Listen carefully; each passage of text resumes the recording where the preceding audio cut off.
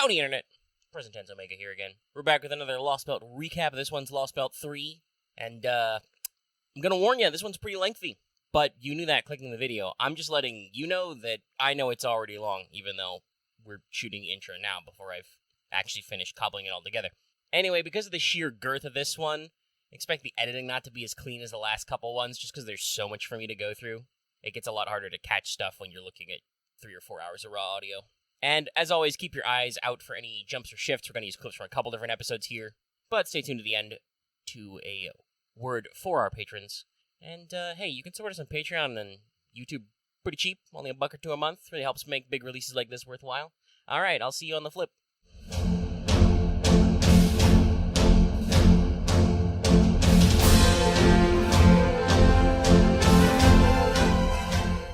Well, we've been doing it a lot. Let's talk about Lostbelt 3 First Impressions. Anyway, let us do free talk. Yes. Lostbelt 3 First Impressions. Obviously, this is not our big 5 million hours deep dive, because we're not done yet. No. But we can get some first impressions out of the way, and I think I mentioned this earlier. I'm actually kind of curious. I've seen some of your reaction, but also you did stream for 5 hours, so. And I was not present because I was also playing the story on my own. And it is a little hard to watch Lucky read story and also read story myself. So, I wouldn't say I was concerned, but I was very interested in how this Lostbelt would come across. Because I know some things about the story, because I don't really read ahead, but I'm not afraid of looking at future stuff for the sake of contextualizing the show, you know? And I think I mentioned this earlier on mic, but it's interesting to see how information comes out always, right? Because fights are obvious. You open up a story, you play the game, even if you can't read moon runes, you're like, now I am fighting Pretty Sword Man. Okay, got it. We fight him. Oh, I'm fighting him like 4 times. Okay, cool. Great. But complex stuff requires longer-term translation before it disseminates, right? Yes. People have to actually play the story, read the story, translate the story for people who speak English. So, the information about Lostbelt 3, when it came out in JP, came out in different order than it appears in the story itself, which I'm actually glad for, because we can say this in our intro spoiler, first impressions level, they definitely hit up some of the things that seem weird or wrong about this Lostbelt immediately, right? Like, you roll into a field full of wheat, and Da Vinci is like, these people are like living in the Stone Age, and you're like, that's weird. And then there's a giant floating moth cocoon robot man thing, right? That's pretty fast too. And you're like, well, this is weird. I appreciate how different this one is, because early on, like, Matchmakers goes to a lot of levels to be like, the air's so clean, right?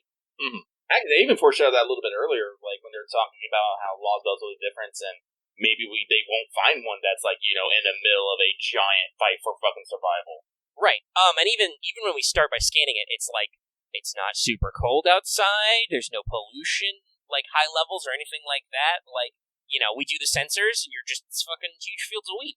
Now, I will say, Da Vinci does point out that there's a couple of exact latitudes and longitudes given in this story early on.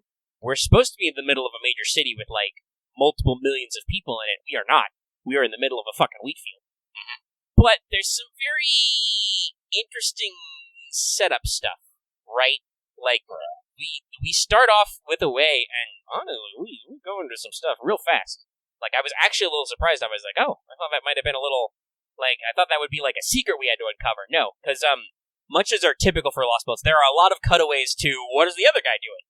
Which is great, by the way. I love those scenes because Xinshi Wang has a great fucking theme. I was like, why is there electronica in my fucking China? I'm like, We just start belting out the fucking cyberpunk jams, and you're like, whoa. Spoilers, by the way, guys. The theme is an orchestral version of that. It's pretty great. No, they introduce us very early on to the cast of characters.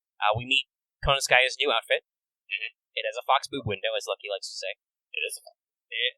Basically, it's What Arco, so, At some point, Nasu really just stopped holding her back. Well, no, he's still holding a leash, because otherwise they'd all have tan lines everywhere. Possibly true, but I don't know. I don't know if Kona Chihuahua has enough time to tan. Best running gag, by the way. Xinshi Wang can't be bothered to say your name correctly. We get a very staunch early introduction to Akuta.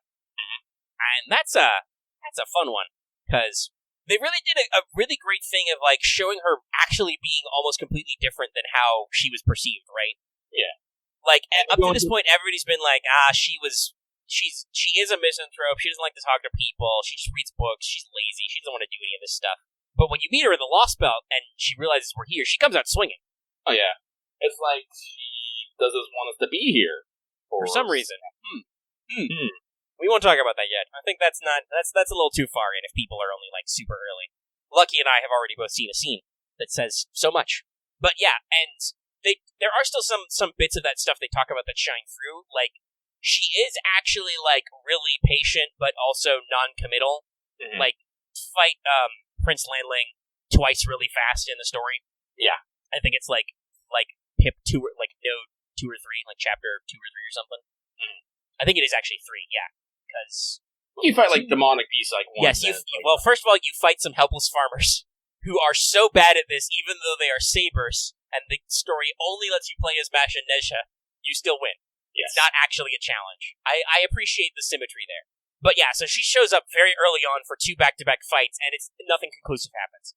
You aren't strong enough to beat her, but also you're not weak enough that she can just bump you off. So she's like, "Hold on, I'm gonna go retreat and do something different."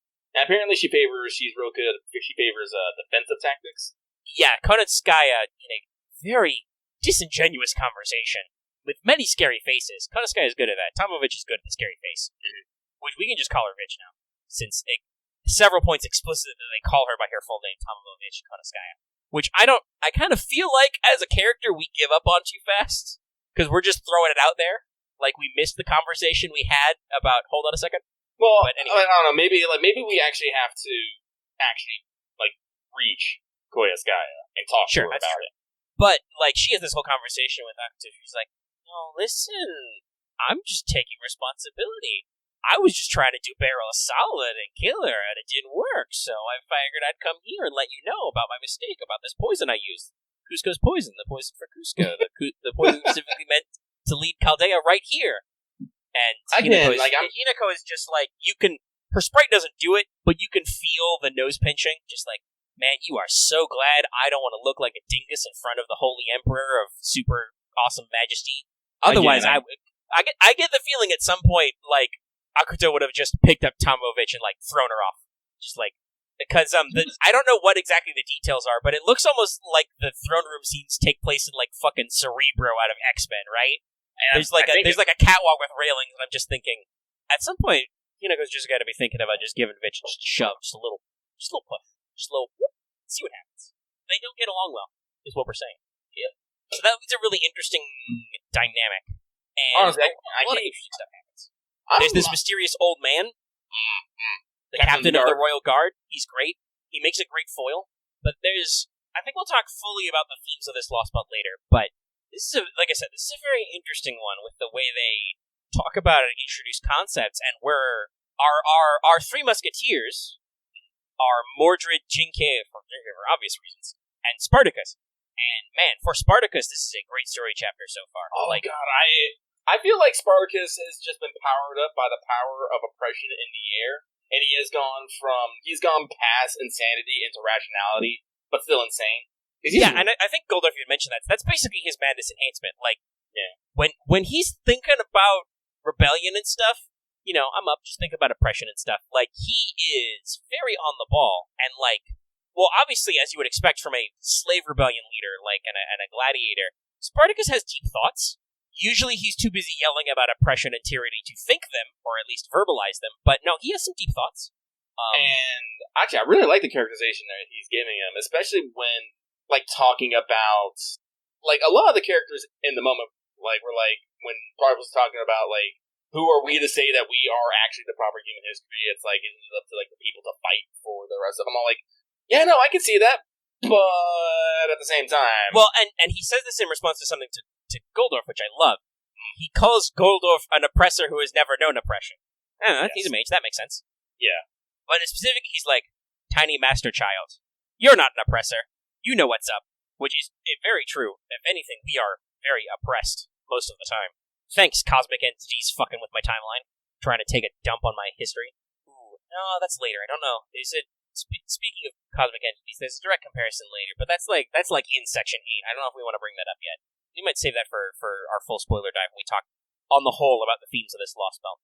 But yeah, we get a lot of characterization. I honestly feel like Mordred's characterization is kind of relaxed, but I'm okay with that because she had big roles in London and Camelot. Mordred just seems like Mordred is mostly there just to one, so we have a legit hitter on our team, right? Mm-hmm. Jinke and Spartacus are good. They're very niche servants. Mordred is a Mordred. She's a knight of the round. I feel like we also need a Mordred for the kind of laid back kind of person. Mm-hmm. Like, I don't know not necessarily comic relief, but... Well, yeah, Mordred isn't taking this very seriously, because while she is the Knight of Rebellion, this isn't at the cross-section of her non-existent madness enhancement, right? Like, this isn't about Arthur, so she's not crazy, and this has been discussed. Mordred's not a complete doofus. She does like to throw her sword at things first and ask questions later, but Mordred can be a competent administrator. Yep. And tactician, so she gives us a certain amount of balance between the two, because Jinke is cold focus, but also, as befitting the historical Jinke's kind of a big brain. Like the historical Jinke was not only trained as a soldier, like a fighter, a martial artist, but also was a poet, like an artist, which you do see. Yes. While there is some personal opposition there between them, Jinke is definitely like way more nuanced than other people. Spartacus is not really new. Like, he does have some nuance in his arguments, but for the most part, when we're talking about oppression, he is like, yeah, I'm gonna get that oppression. I'm gonna get it. Oh, I'm feeling it. Like you know, he's ready to pop off. The moment he sees some oppression, he is going to start wrecking face. Mm-hmm. You know, possibly for the other side if it comes to that. Like, he's pretty upfront that as a berserker, he is not 100% on our side all the time. Well, I think the way he puts it is that he will fight for proper human history, but if it comes to the point that this course of history is better for the people, then he will bend the knee. Yeah, like if they are more free. Yes. But also, Spartacus has strong opinions on how free these people are. Mm-hmm. As do most people in this Lostbelt. I think they're not... Konoskaya, for instance, is not shy. Because I will say, I have an early criticism, which especially considering how short this Lostbelt is, I feel like there's some padding. Like, I get the logic of why we bring up that Konoskaya is basically importing these creatures, and I do love the little sprite details. Lucky, I don't know if you noticed, because the NFF stream. Yeah, the NFF logo, though. Yeah. They are literally branded with Fitch's logo. Her new Fox Force or whatever. Well, honestly, I think a little bit of padding is fine, because definitely during that, Slay of the Beast quest, we definitely got to see... Well, yeah, there's some characterization, but also it suffers from the classic FGO. Shit, you have to beat up mobs. Here's these old mobs, because the new mobs don't make sense yet. Fight. Well, honestly, I think that also probably saved them sometimes. Like, we don't have to design all new mobs? Awesome. True. And from a writing standpoint, I was going to say, there's not really a reason for a while to fight a whole... As said, there's not a lot of, like, major overarching conflict, constant struggle for survival in this Lostbelt, as we can see from the fact that They could have thrown a bunch of boars at us. That's true. They do mention that wild boars are still a problem. But we pull up in a giant wheat field and it's like, And like, again, two or three clicks in, you're in there and the locals are just like, oh, well, I guess you're not here to eat our livers, so whatever. Whatever. Like, they immediately relax because they don't have to deal with conflict, really, so they don't go crazy. What is conflict? What is art? What is culture? Yeah, you saw this early. They're like, we're trying to do our standard issue questions. We're like, hey, who's in charge? Oh, just a really lengthy title. And they're like, great. And then we're like, hey, do you know what era it is? And they're like, era? Year. What year is it? And they're like, well, I'm 25, so we start working the fields when we're 5. And I'm like, what? Dallas, I don't think you're allowed to talk about Jinke just because you love Mothman so much. Having actually done some of this research for other stuff. But anyway, we can figure out stuff anyway. You're stating facts in a way that emphasizes your point, not the objective truth. I still have my book on logical fallacies when I took a class on logic and debate in college, Dallas. I know how this works. Anyway. Yeah, but, besides them, by the way, I was speaking about this. I do like how they handle the spear carriers, basically, the back of the extras, where they have, like, there is generic farmer sprite, there's generic lady farmer sprite, there's the supervisor who has a fancy hat, and then there's the kid, who, I don't even know if this kid has a fucking name. He's just boy. Did we say his name? He's just boy. Yeah, he's just boy. Boy. Insert dad of boy here joke. Spartacus and boy. So, yeah, it's, there's some weirdness here. Like, obviously, these people, they're fighting us with sticks. They live in Stone Age huts. They're not super advanced. But, fucking, the capital of Xiangyang greets us by shooting a fucking rocket at us, right? Like, shit's weird. Weird here. And I like that weirdness is obvious immediately. It reminds me a lot of how they handled Lostbelt 2, right? Where you're like, man, we're in the wood. I mean, Lostbelt 2 was a little bit more dramatic because Sigurd Surtur was way more big dick. We just toss the Shadow Border. Here we go. Throw the Shadow Border, cutting it up, beating up Sherlock, who is still injured as a result. Like, he recovers by the time we get further into the story, so you can actually use him as a support a couple of times. But, like, literally for the first fight, he's like, I can't fight these humans, I'm still recovering. That's a great line, by the way. Then we'll settle this as gentlemen, too. Oh, you're such a nerd, Bash. But yeah, like, this place is... And I can't wait to talk more about it, but we gotta unpack everything. Yeah, no, I definitely have, like, I have thoughts and feelings, like, on the subject of, freedom versus security, what is peace, what is not, yeah, because there are some... We're at the midpoint, basically, so there's the half-act twist, right? Mm-hmm. We're not talking about that yet, but we have thoughts and feelings, I'm sure. Yes. My air conditioner just kicked on. It did. It's cold in here. My fucking window's open and the AC's kicking on. God damn it, Florida. Fucking with me. Fucking with you. I have to close my window later. It's probably because it's still humid outside or something. It's like November, and the temperatures you cannot make up its fucking mind. But yeah, so, very interesting story stuff to go through. Gonna have a lot to talk about, very interesting characters. Got some further more actions. Well, and also, I'll say this, though, Dallas. While we can say about their motives and, like, being an assassin for hire and all that, I do feel like, given the thematic calls between these two characters, there is also thematic conflict there. Like, that might not be the historical reason, but for storytelling, it makes a great conflict that Qin Shi Huang is, like, his creation is basically devoid of culture, whereas Jin Kei is, walking around talking about drinking. You don't drink alone when you drink with the moon. You can toast the moon in your shadow. Like, so there are some interesting parallels. That said, this is the thing we talked about with history. Like, obviously, you can be like, well, fate is upselling the... What are they? There's a specific phrase that was translated about Jinkei, like something about like a true gallant of history, or like history chivalry or something. I don't know. It's just romanticizing historical. Well, yeah, no, they're playing it up because everybody's heroic spirits. Like, there's a certain like aspect of like. Jinkei is ultimately doing the right thing even for the wrong reasons. It's just also history goes a different way kind of thing. Yeah. I can't wait to see what Jinkei does on Try 2 because they are excited. But yeah, no, there's a lot of story detail. I do like that Neja is a recurring story element for reasons, but she's there, she hangs out, she talks to us. Mm-hmm. And like I said, we'll really dig into like where this history went different, what the themes are of all the different characters. We'll do our usual review of cryptors and stuff. But just the high level is okay. And so far, while some of the fights have been a little bit scary, we have not hit those fights that I know that are the quote-unquote hard ones yet. But there are some spicy fights. There's some big numbers on screen. I'm gonna tell you right now, I think I had to do this on stream. When I had to fight the two large boys, I think I failed once. I did also. I completely misconstrued what that fight would be. Yep. And I had to switch to single targets. Yeah, and that's what I did. I brought out Uncle Vlad and 2 heart buffers. And that's a way to do it. The fight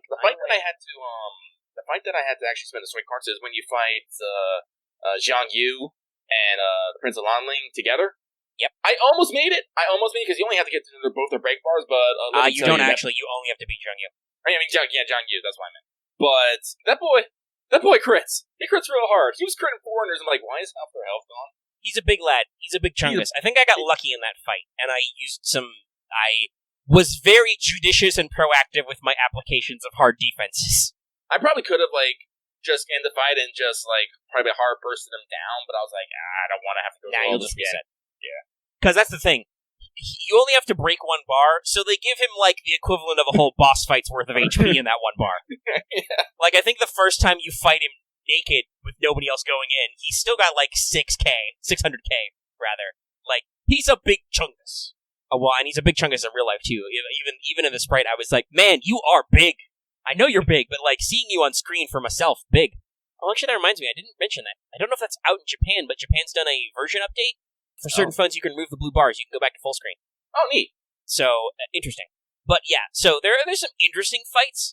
Like, the several fights you have with Landling are very weird. I think I talked about this beforehand because I was talking about boss fights in the pregame.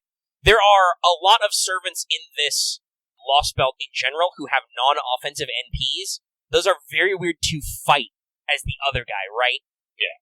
Like, yeah, when Landling pops his NP, it's, like, inconvenient, but it doesn't mean your team dies. So, like, you got a lot of work cut out for you. And yeah, so it's really interesting. We will be glad to move on in and talk fully about all that stuff next week, probably, because like I said, it's not very long. I mean, I don't know if he's a pushover. He's got a lot of defenses, including hard defenses. He soaks up a lot of hits, especially with Hinaka supporting. But yeah. So I think that's all of our first impressions. You got anything else you want to say? Just initial impressions, no spoilers? No spoilers.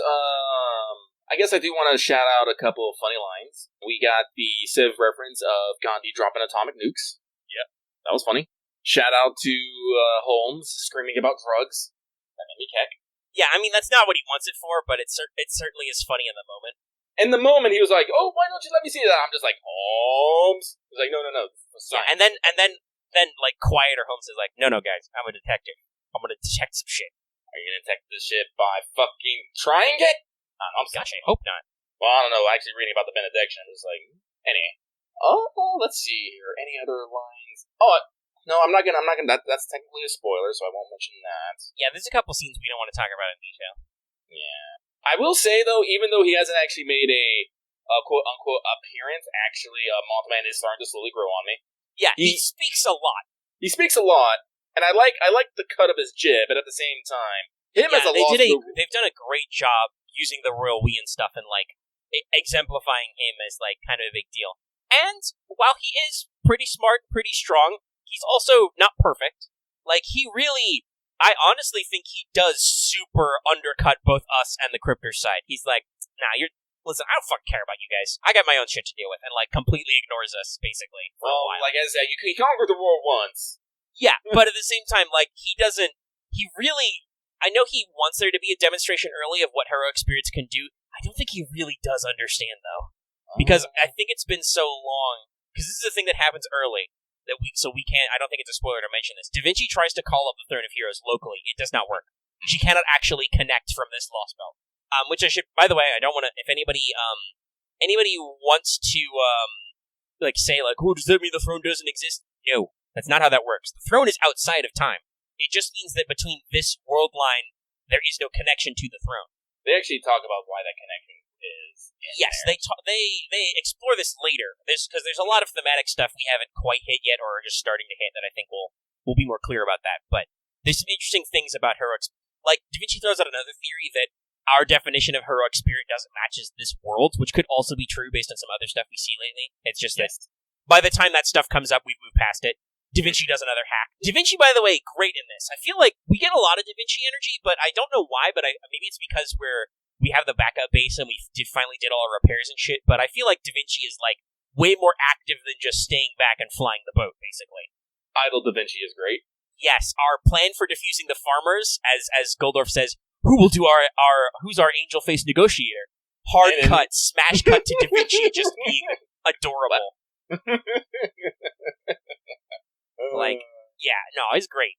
There's a lot of good Da Vinci action in this. Very sassy. Interesting to see that when we launched, Sion did not come with us. Mm-hmm. So she stayed back at base to do supporting stuff. But yeah, so there's some great lines. I saw you shouted it out when Vitch immediately gets jealous when Hinako reveals her servant. Mm-hmm. Just in general, I want to say music's great. It's always great, but it's really great in this. Like, there's a lot of thematic Chinese instruments in here. Lan Lang has an NP theme. I really do like it too. Because NP in general, honestly. Yeah, it's a great. First of all, I just love the idea of the Noble Phantasm, which is just like, oh yeah, you want to see my face, huh? Boom. My face is truly cursed. And then just Kita, so shiny. Just, I'm blind. Yeah, but there's a lot of really great thematics. Like we've already talked about, Shin Shi Wong has a leitmotif that is great. It's a real banger. Also, shout out to I don't know if you got that. Shout out to Da Vinci yelling about Cyberpunk. Yes, I did catch that. Apparently, Da Vinci double-checked the enemy surveillance capabilities by just yelling at him a lot. Cussing up a storm. We did get our Mystic Codes buffed a little. Stealth. That's another thing, yeah. Also, yeah, by the way, the fact that I know that it's Lelouch's voice actor, Several people shout, "Yes, Your Imperial Majesty." I'm like, haha, I get it. Because that was a big English thing in Code Geass. Yes, Your Highness. Yes, Your Majesty.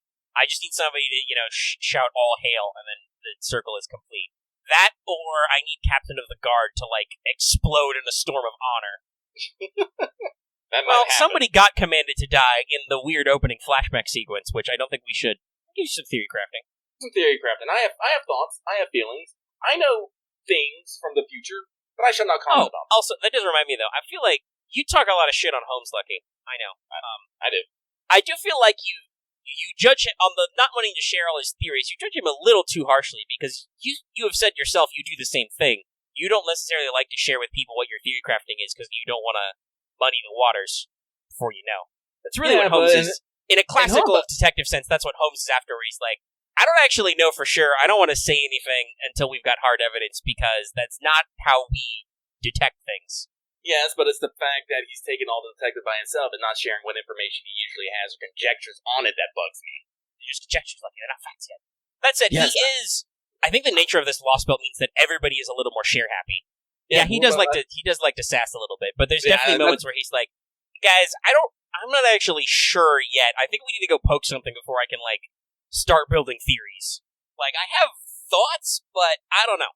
I'm very similar also myself, where I'm just like... But yeah, also, I would also like to point out that if someone else tries to maybe hide a theory, he'll just immediately out them. Well, yeah, but I mean, it was Da Vinci, so... So? Well, she was just being cheeky. She was just gonna be like, I was gonna not say it. He's like, yeah, okay, but we need info right now. Yeah, I know, and that's the same thing. Sometimes, even if it's not a complete information, sometimes you need to share the information you have, even if it's conjecture. Conjecture is not information. Yes, but conjecture is usually assembled from what information you have into a bigger picture.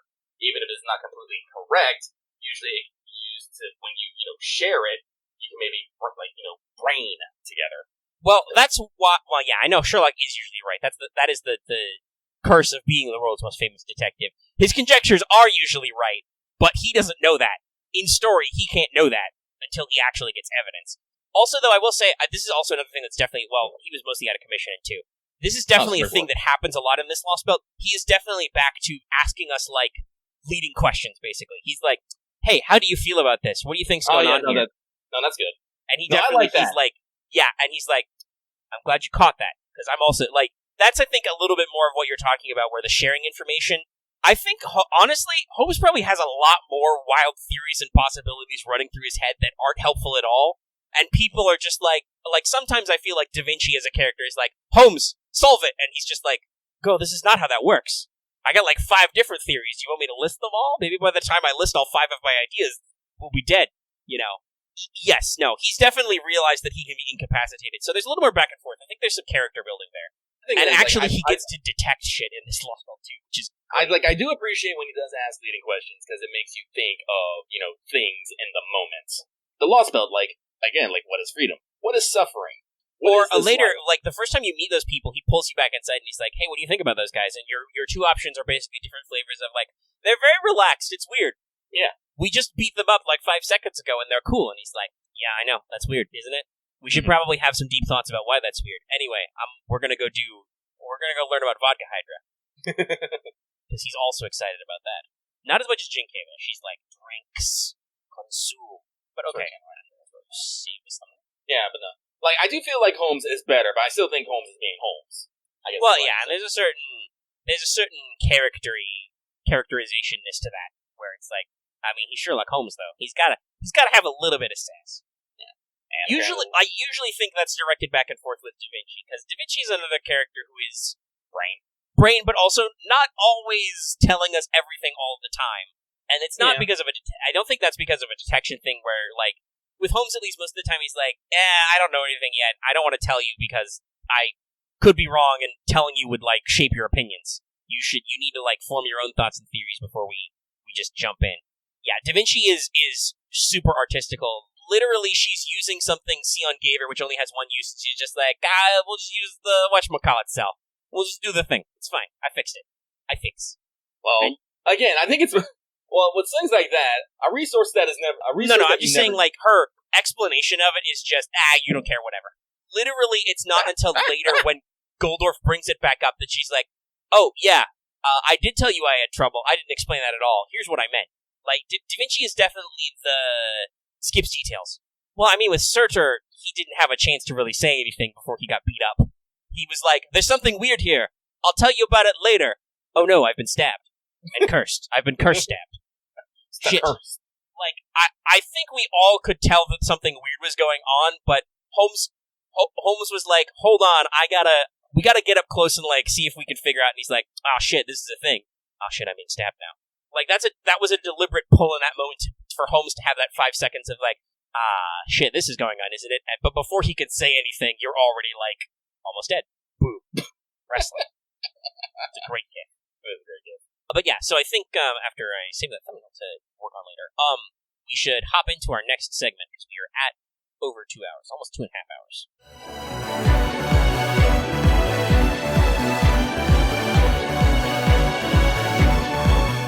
Do you have a particular, like, sequence you want to start at, or we just want to, like, maybe bullet point through the story? Let's just bullet point through the story. We'll tangent as needed. Okay, so let's or see. as unneeded, but we're going to do it anyway. Well, in our first impressions, I think we got to... Well, I want to say that when we did our first impressions, we kind of skated around the thing, so I think we should just start from the top and go again. Okay, that's fair. Yeah, we skimmed stuff out. That's why I was, like, trying to remember, and I was like, maybe mention it. Yeah. So, I've said this before. I knew the rough details about this Lostbelt world, right? Yes. Because I read ahead. But also, I know that at the time it came out in Japan, there was a lot of confusion about this. Like, a lot of people didn't know right away what was what. And there was even some misinformation or some misunderstanding about this Lostbelt. So, it's a pretty interesting take to see how fast some of this information comes out. Like, some of this stuff is actually very straightforward. Mm-hmm. It's just that, presumably because translating dialogue is hard, it took a while to come out. So we start simply. We got to go to China because Tomovich is being all bitchy. Mm-hmm. We'll probably towards the end we'll probably do like a full retrospective on Bitch, because this is in a lot of ways is like really almost her chapter in some ways. Like, she's been in all the story, but this is the most character focus we've had on her since she showed up as Koneskaya. Yes, since the prologue, which is a big deal. So we got to go. We're poisoned. The Master still feels bad, but is not necessarily, like, immobile like Gordolf is. A lot of times you're just all like, I'm okay, I'm fine. Just maybe a little feverish. Though I will say, man, this was another interesting gimmick that I don't think a lot of people talked about, but was part of the difficulty some of the time. That poison debuff, right? Oh yeah, the several turns of not being able to use Master skills. That's really rough.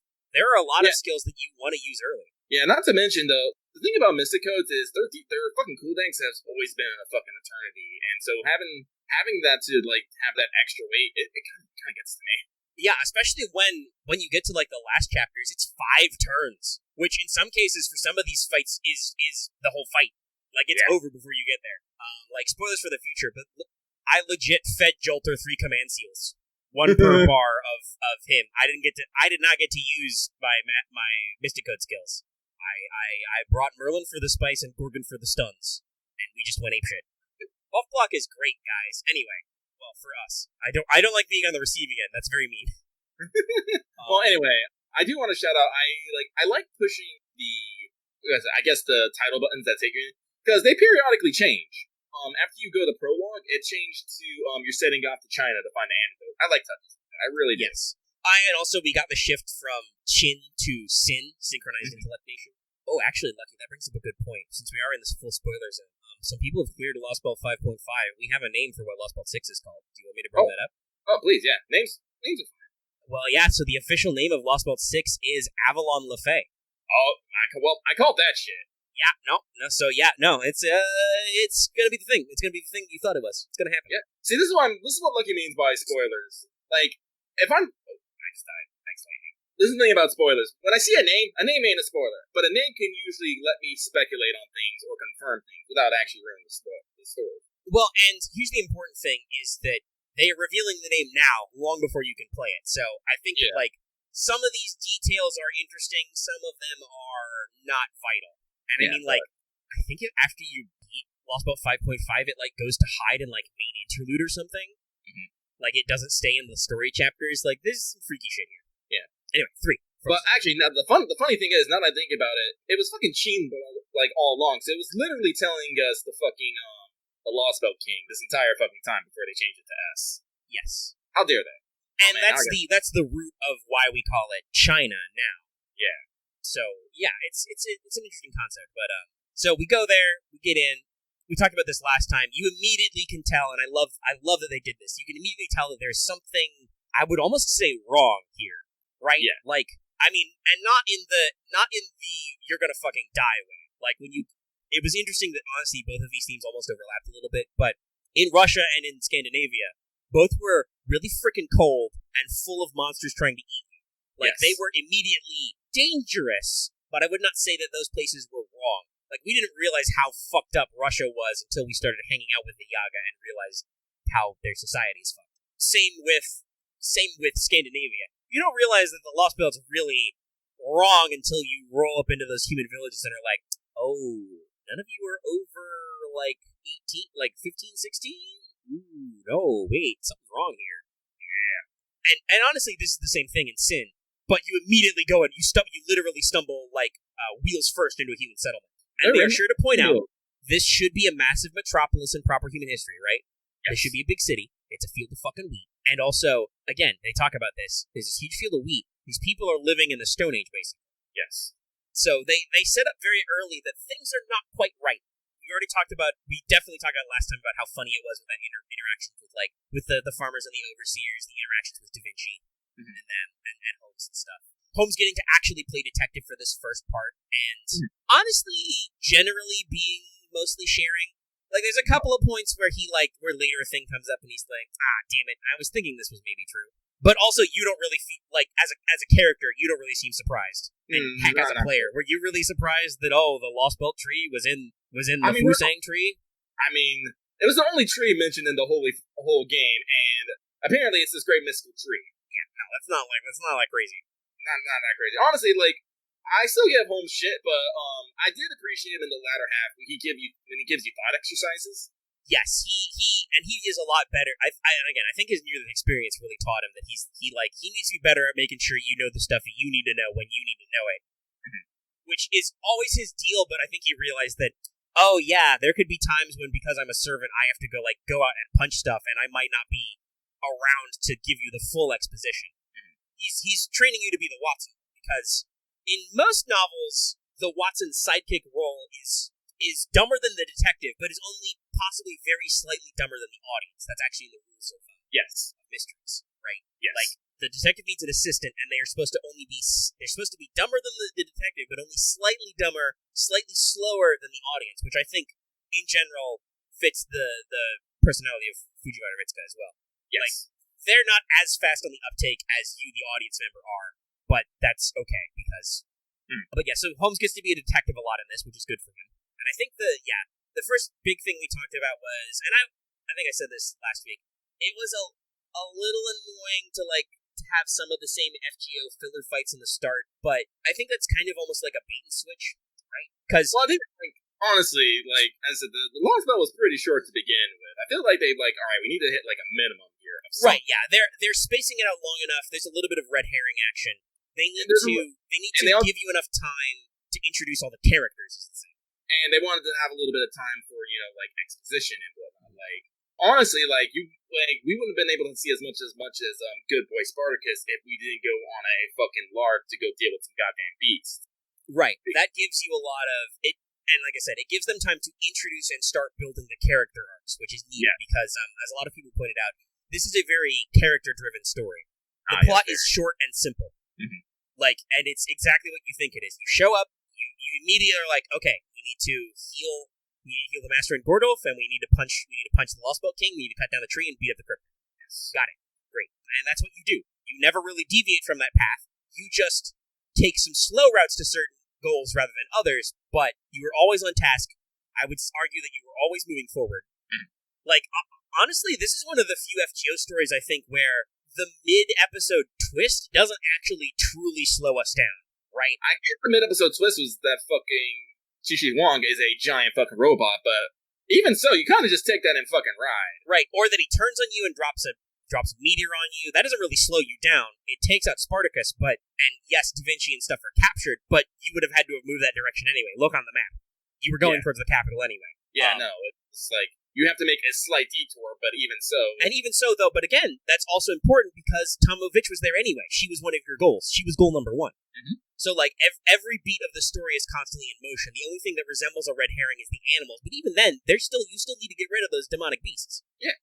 And it's part of the question. And like I said, this story is also a lot of character development for Vitch. So I think that's important, too, dealing with her pets. It sets her up and kind of sets up some of her complex interplay, and honestly, there's a lot of back and forth to her. Like, honestly, like, I'm starting to get the impression that Tamovich isn't necessarily, well, she is our enemy in the strictest sense, but she's not someone who is, despite all she says, is not someone who is straight out to fucking murder us. Yes. The way I feel is that she's very hedonistic, but at the same time, she plays to her rules. All right, Axe. First of all, rightfully so, you have a problem. You're a psychopath. Yeah. Yes. Amendment 8, cruel and unusual punishment. No, it's not cool. I was actually quite surprised at how graphic without being graphic that scene was. I think that's one of the almost goriest FGU has been in a long time. Yeah. Which is saying something considering this is Fate. But it's Urobuchi, so it's to be expected a little bit. But that was very intense. That scene also has some very interesting information that apparently Konenskaya Tamovich's spirit origin weighs, what was it, like 20 tons? I actually believe that this is referenced in the prologue at some point, like when it was talking about her moving or something. I can't remember where. I actually need to go back on that, but I think this is the second time it's been mentioned. But yeah, she's very spiritually dense. That's weird. That's freaky.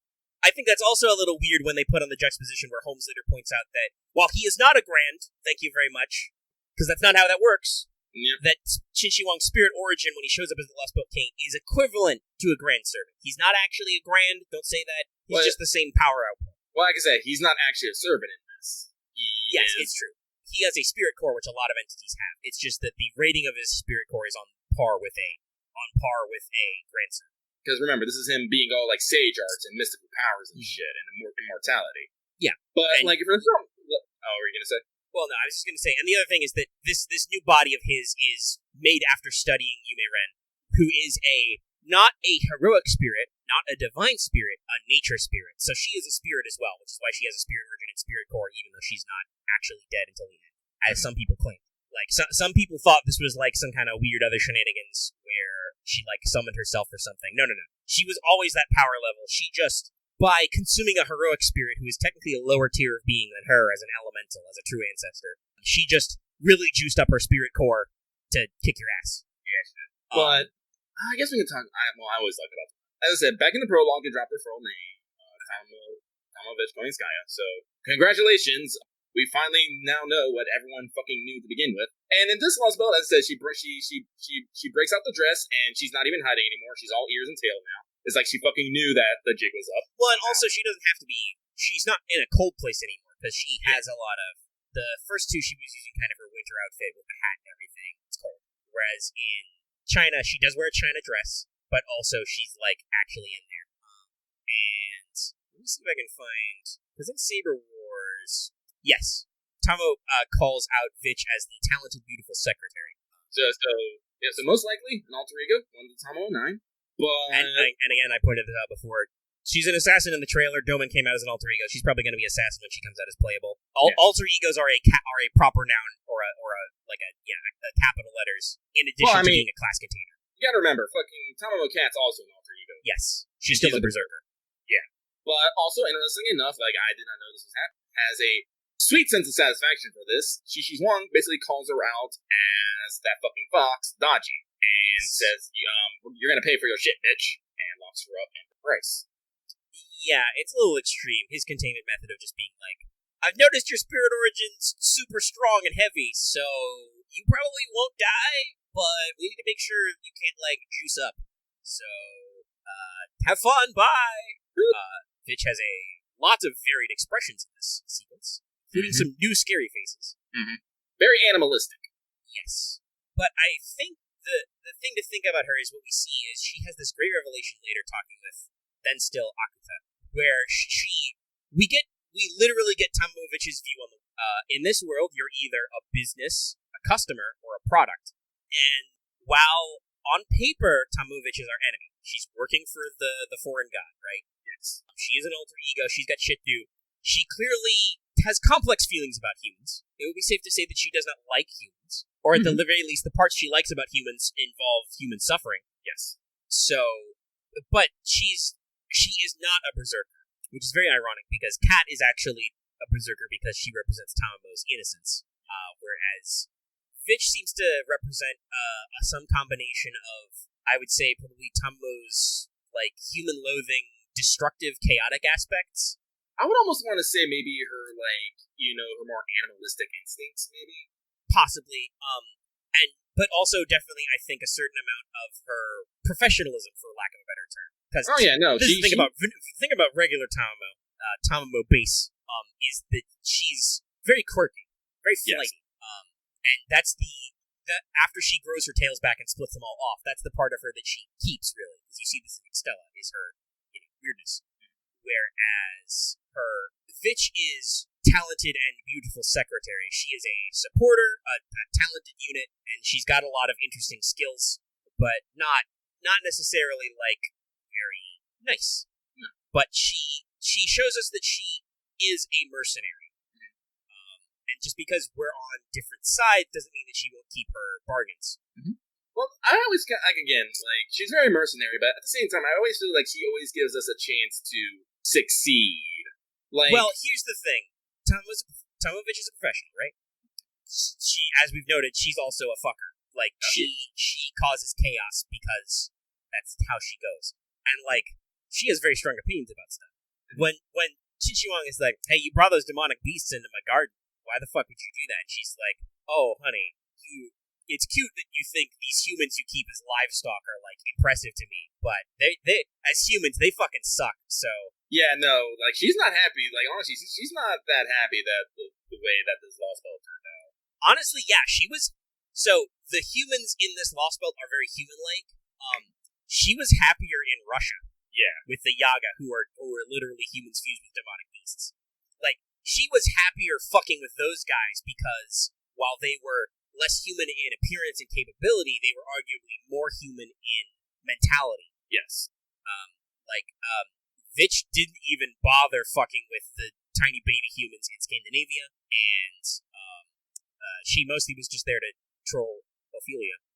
Though, again, she's secretary type, she was trying to support Ophelia in her own twisted, fucked up way. And that's what I get out of it. Like, she's undoubtedly evil, but at the same time, she tries to help in her own twisted fashion. Well, so I think we get this best when we understand what she thinks of herself. She sees herself in this relationship, businesses, clients, property, basically. Things for sale. She is a business. She is a service provider. Yeah. So if you want help, she'll give it to you. You gotta pay her, obviously, because that's how this relationship works, but she'll support you. And she actually when we get her on the payroll, basically, for that little point in the middle, she's actually incredibly supportive. From summoning fucking Lostbelt out of nowhere, materializing a Jotun as a familiar, which shocks everybody. Pulls it from one of her hairs. Yeah. Home knows this. And also, having preset of the battlefield to get Akuta with a trap, right? Like, she's actually very effective at what she does. So, also, yeah, to Ophelia, and I think she might have even said this in Lostbelt too, Ophelia is a client. So, she's like, I'm a business, you're the client, I'll provide you the services, I'm gonna be catty because that's me, because she's still Tamamo. Right, she's still Tamamo, and she's Tamamo Vitch. Like, she is still like we said, the catty, chaotic Tamamo, the instinct and everything, whatever her deal ultimately turns out to be. Because I think let me pull it up again. We know some of the Tamamo 9s. We know their names and their so Tamamo gives us most of them. So the ones we know is the original base Tamamo no Mai. We know Cat, the wild beast, who is explicitly Tamamo's more pure and sincere aspects, which is why she's lunatic. Tamamo Vitch is described as the talented, beautiful secretary. There's Tamamo Gucci, whose only character aspect is that she likes expensive things. There's Tamamo Delmo, supremacy of the home. Tamamo no Hime, the non-committal princess. I think if you look at the image, there's like a lazy, sleepy one. It's probably her. And then there's just Tamamo Arya, or was that Tamamo Alia? I don't remember the translation. I think Arya sounds better. That was just known as the strange one, and then Tamamo was like, and then there are two more whose aspects depend on the times, aka whatever Delightworks decides they are. And I would argue that these aren't set either, like because we see like J.K. Tamamo as possibly an alter ego. Lancer Tamamo is sometimes referred to as Tamamo Shark. I don't think she's a separate manifestation, but Tamamo Shark is what you call Tamamo when she takes on arguably more aspects of Amaterasu, when she is more sunshine and summer, which is arguably much more physical and also arguably much more scary, but in a lot of ways cheerier too. Hey, the sun is bright. The sun is bright, the heat is high, it is time for a summer romance. Whether you like it or not. I remember her Valentine's. Mm-hmm, yeah. So, and again, like I said, think about these sound bites in the context that Tamovich is called the talented, beautiful secretary, right? Like, she is talented, and I do find her beautiful. But there's a lot of wiggle room there. Like, I mean, also, find out what NFF is. Yes. What was it? 9 Fox. I forgot the second F. I can't remember. NFF Services. 9 Fox Foundation. Yes. NFF. But again, like so we do save her, and she produces the antidote from between her breasts as everyone was screaming, especially Goldorf. I mean, and Goldorf called it. He was like, he didn't use the exact words that Lucky did, but you can basically tell him doing the same thing Lucky said. Of like, you've got under boobs and side boob. Clearly, that is where the antidote is. Goldorf knows his tropes. He's like, I know how this works. And Tamamo tries to turn it into yet another troll. Which also, shout out to her, after, while not sexually assaulted, being drilled full of holes, probably less than 24 hours ago, she immediately springs back to being as catty as ever. Can't keep a woman down. That's probably the 20-ton spirit origin coming in. It's just like, nah, I'm fine.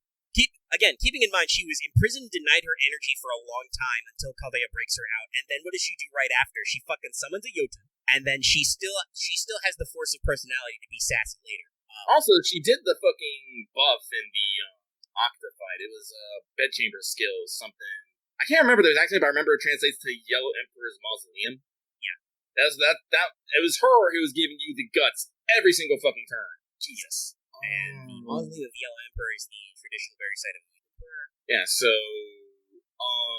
interesting enough, as I said, Chi Huang calls her out as being dodgy, and she never actually denies this, even to going at some point to saying her past self. That could also, because Tamamo is also a reflection of all those. Vitch could also be the alter ego that embodies those parts of Tamamo, because those are definitely things Tamamo would have needed. Yeah. So it is very canon that Tamamo no Mai does not like those parts of herself.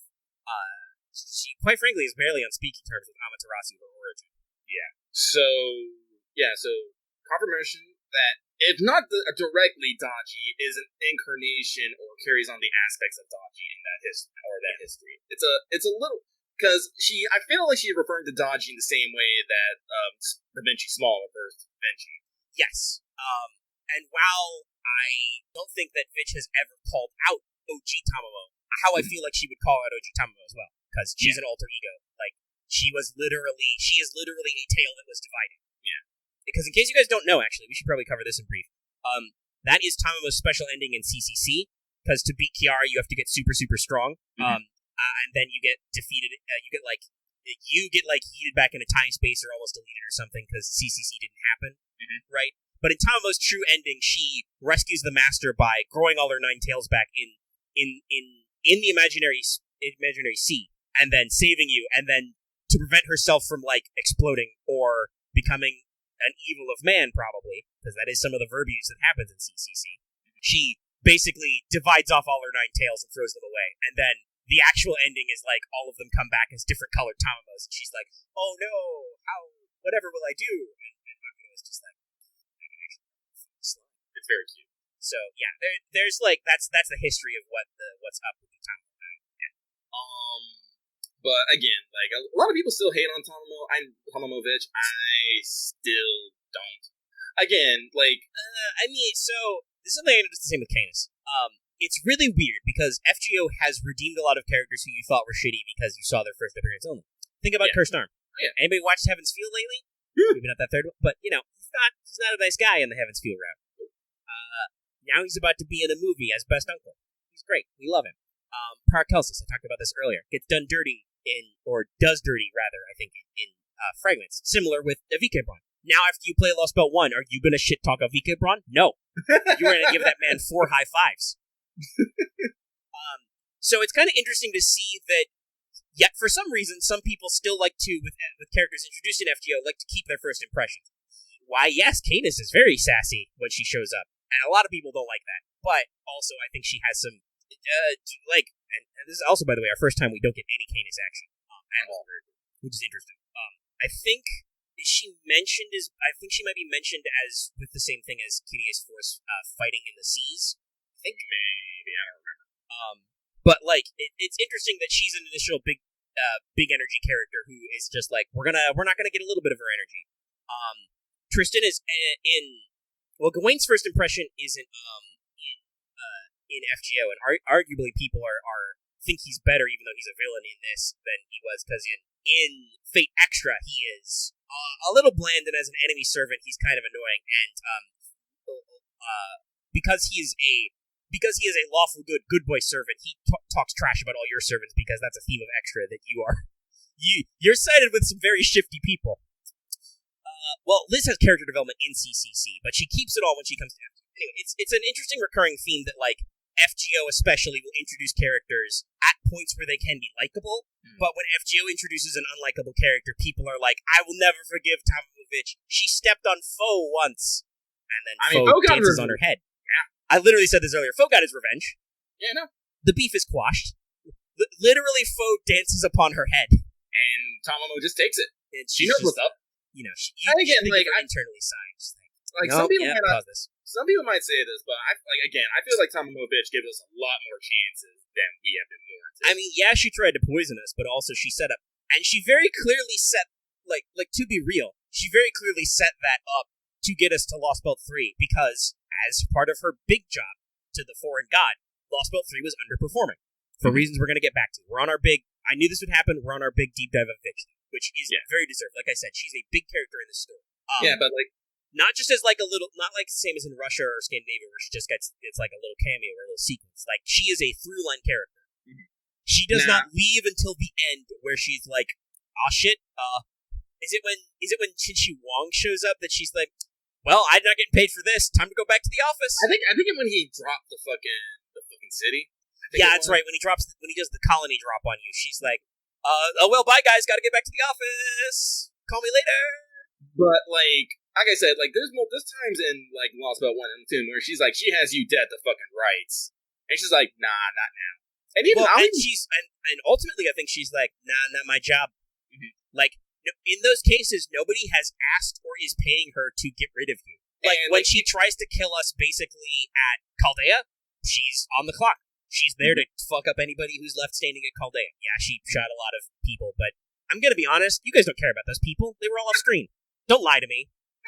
Don't lie to me. You're only mad because she stepped on Foe. You're not mad that she literally murdered possibly hundreds of humans. Like, again, like, remember, some of your favorite waifus are mass murdering machines. Again, it's a whole thing.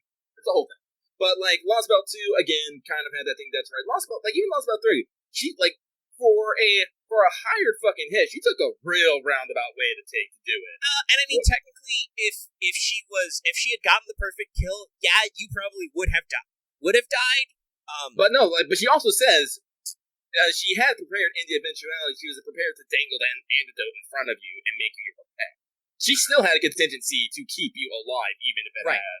And also, she did it so if she accidentally poisoned herself, diluting the poison. I'm going to find out later that she's like, listen, just because you got half a dose and and she's figured out you've got a strong poison resistance, which I do actually think she did not know yet. She figured that out when you're walking and talking in Lost Belt 3, but she's like, but you're still going to die. Like, the poison I used is sucking your life out. So you're still going to die just because you feel fine. Yeah. Which is, honestly, also, by the way, that's a trope I love. We're like, oh, you're slowly dying, but you don't care. You don't feel it at all. Mm-hmm. You don't give a fuck. I love those stories. How MC. But yeah, no, like, but ultimately, I think, again, this comes down to the way she views the world, right? She has a very simple relationship. To her, it's actually very curious. Like, when she comes on, because she doesn't have any other choice, she's like, okay, Chaldea is a client. does she think of Caldea as a product or a rival business until then? I would argue she thinks of us as a rival business. Yeah, I can see that. Like, we are competing in her market, but she is not trying to sell us. Which is a very interesting flip on Akuta when she's like, oh, honey, you just went from client to product. I'm going to sell your ass out so hard. Because well, I guess that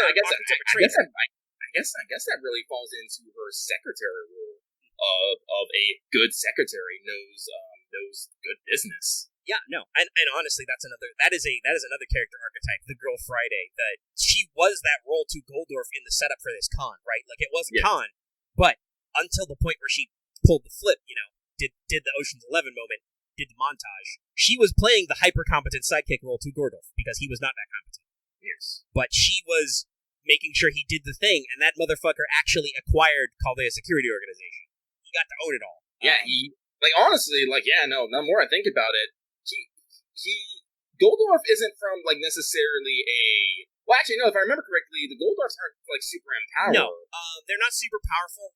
Like, he's not a lord or anything. Cause, and he was still able to spend his fortune. I believe they are supposed to be still well off because they are alchemists. He talks about their style of alchemy a lot. They still make homunculi. But he still had the fortune to buy Caldea. Now, admittedly, I believe Vitch says in the prologue she eliminated higher bidders, but still, that's part of her deal. Yeah, no, like, honestly, like, fuck, Goldorf was probably, like, in the grand scheme of thing, if we had gone to anybody else, we'd probably been fucked. Because they were literally, if I remember correctly, they were going to literally fucking break Caldea up into little pieces and sell it off in bits by bits. Yes, though, I mean, honestly, that could have, because of the thing we know that was going on, Sion was prepared, right? Like, she was already prepping backup Caldea. And she's apparently the daughter of the guy who heads Atlas. Like, I'm not sure if her dad is dead or not, blood or whatnot, but, like, Atlas is in her name. So she's a big fucking deal, right? In terms of the mage world. If we'd actually sold off Caldea piecemeal and the thing was still going to happen, I expect she probably would have bought at least some of her shit back. She would have been like, "Hey, I made this. I'm buying it back. It's mine." Which, by the way, that would have been a really interesting like alt continuity start where the new director Sion shows up right away. That would have been interesting. But that's a what if. There's your fanfic fuel, guys. If you want to try and do some fun hypotheticals. But yeah, no. Vitch is a very interesting and arguably a very consistent character throughout this Lostbelt. Her goals are to the foreign god, and technically the cryptors are supposed to be on the same side, but she understands that they're independent agents, and also I'm pretty sure because she has that talk with Ophelia, she understands that actually none of these guys are supposed to be here, right? Yeah. Like this is not the foreign god's original plan, because Wodaime was so insistent that he revive his friends, basically, his allies, that basically the foreign god was like, okay, we can do a battle royale then. We'll do a holy tree war, basically. And figure this out. And then Akuta is not lazy, but Hinako Akuta, Yume Ren. We can say that too. Yeah. That's also out there. That's one of the big twists. It's almost like the third act twist, right? Like that sets up the final confrontation is when she just freaks out and is like, I will curse you to death. And you're like, oh no. And you're like, ooh, that's bad. And I love that Shinshiwa completely flips his tune and is like, oh, beautiful and noble elemental fairy, please, pretty fairy lady, must you so uglily smite these people? He got real polite. He is like, listen, you're super cool and an immortal perfected being, like me, like us. We would find it a terrible crying shame if you gorily murdered all of these people in front of us. Why don't you chillax and we'll take a long view. We're both immortals here. We could be cool.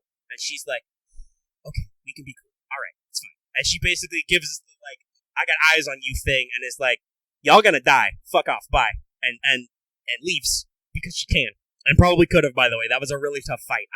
God bless Medea for having enough juice to do big NP and clear buffs. I got her down to like 5k. Medea's the last bit and just shaved that last bit of HP off. If it had been both bars, I would have had to spend some quartz or something. It was rough. Big rough. But yeah, but when you think about it, as a crypter, Akuta is slacking a lot. Oh yeah. She has not, like, she's kind of tried to explain what's going on to Qin but she hasn't done anything to make him believe it.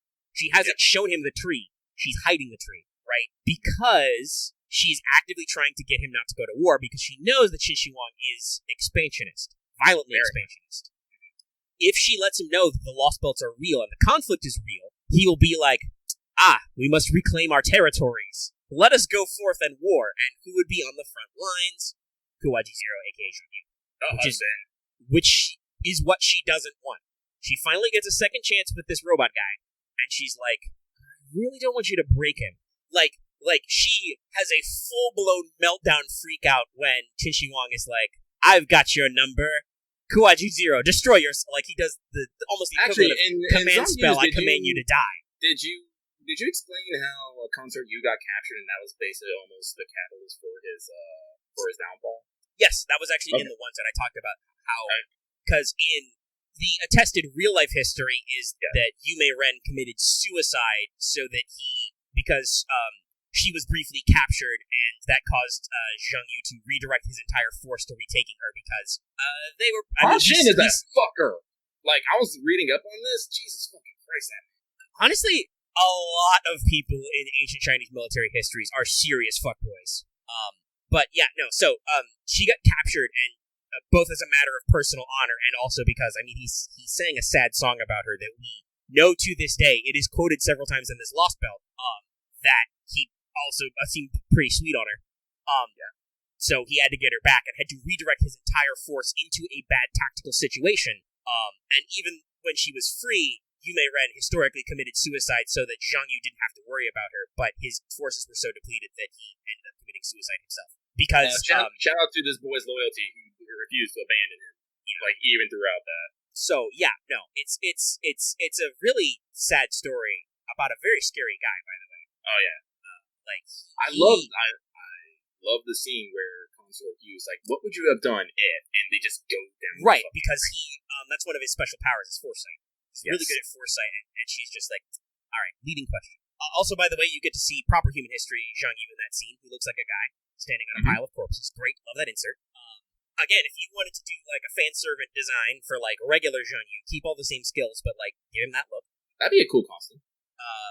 Also, same thing for I used this actually in the Wanted. Qin Shi Huang's artist originally drew him concept art wise as being more normal, but ultimately they designed in redesign they decided to be more weird and ethereal, which makes sense given the story. That ended up on our current Mothman type design. But again, if you wanted like what does proper human history Qin Shi Huang look like, got the art. Actually, so the thing is about the true ancestry thing, I don't know if she would have survived because she is not killed, she is severely crippled by whatever explosion Tamovich uses.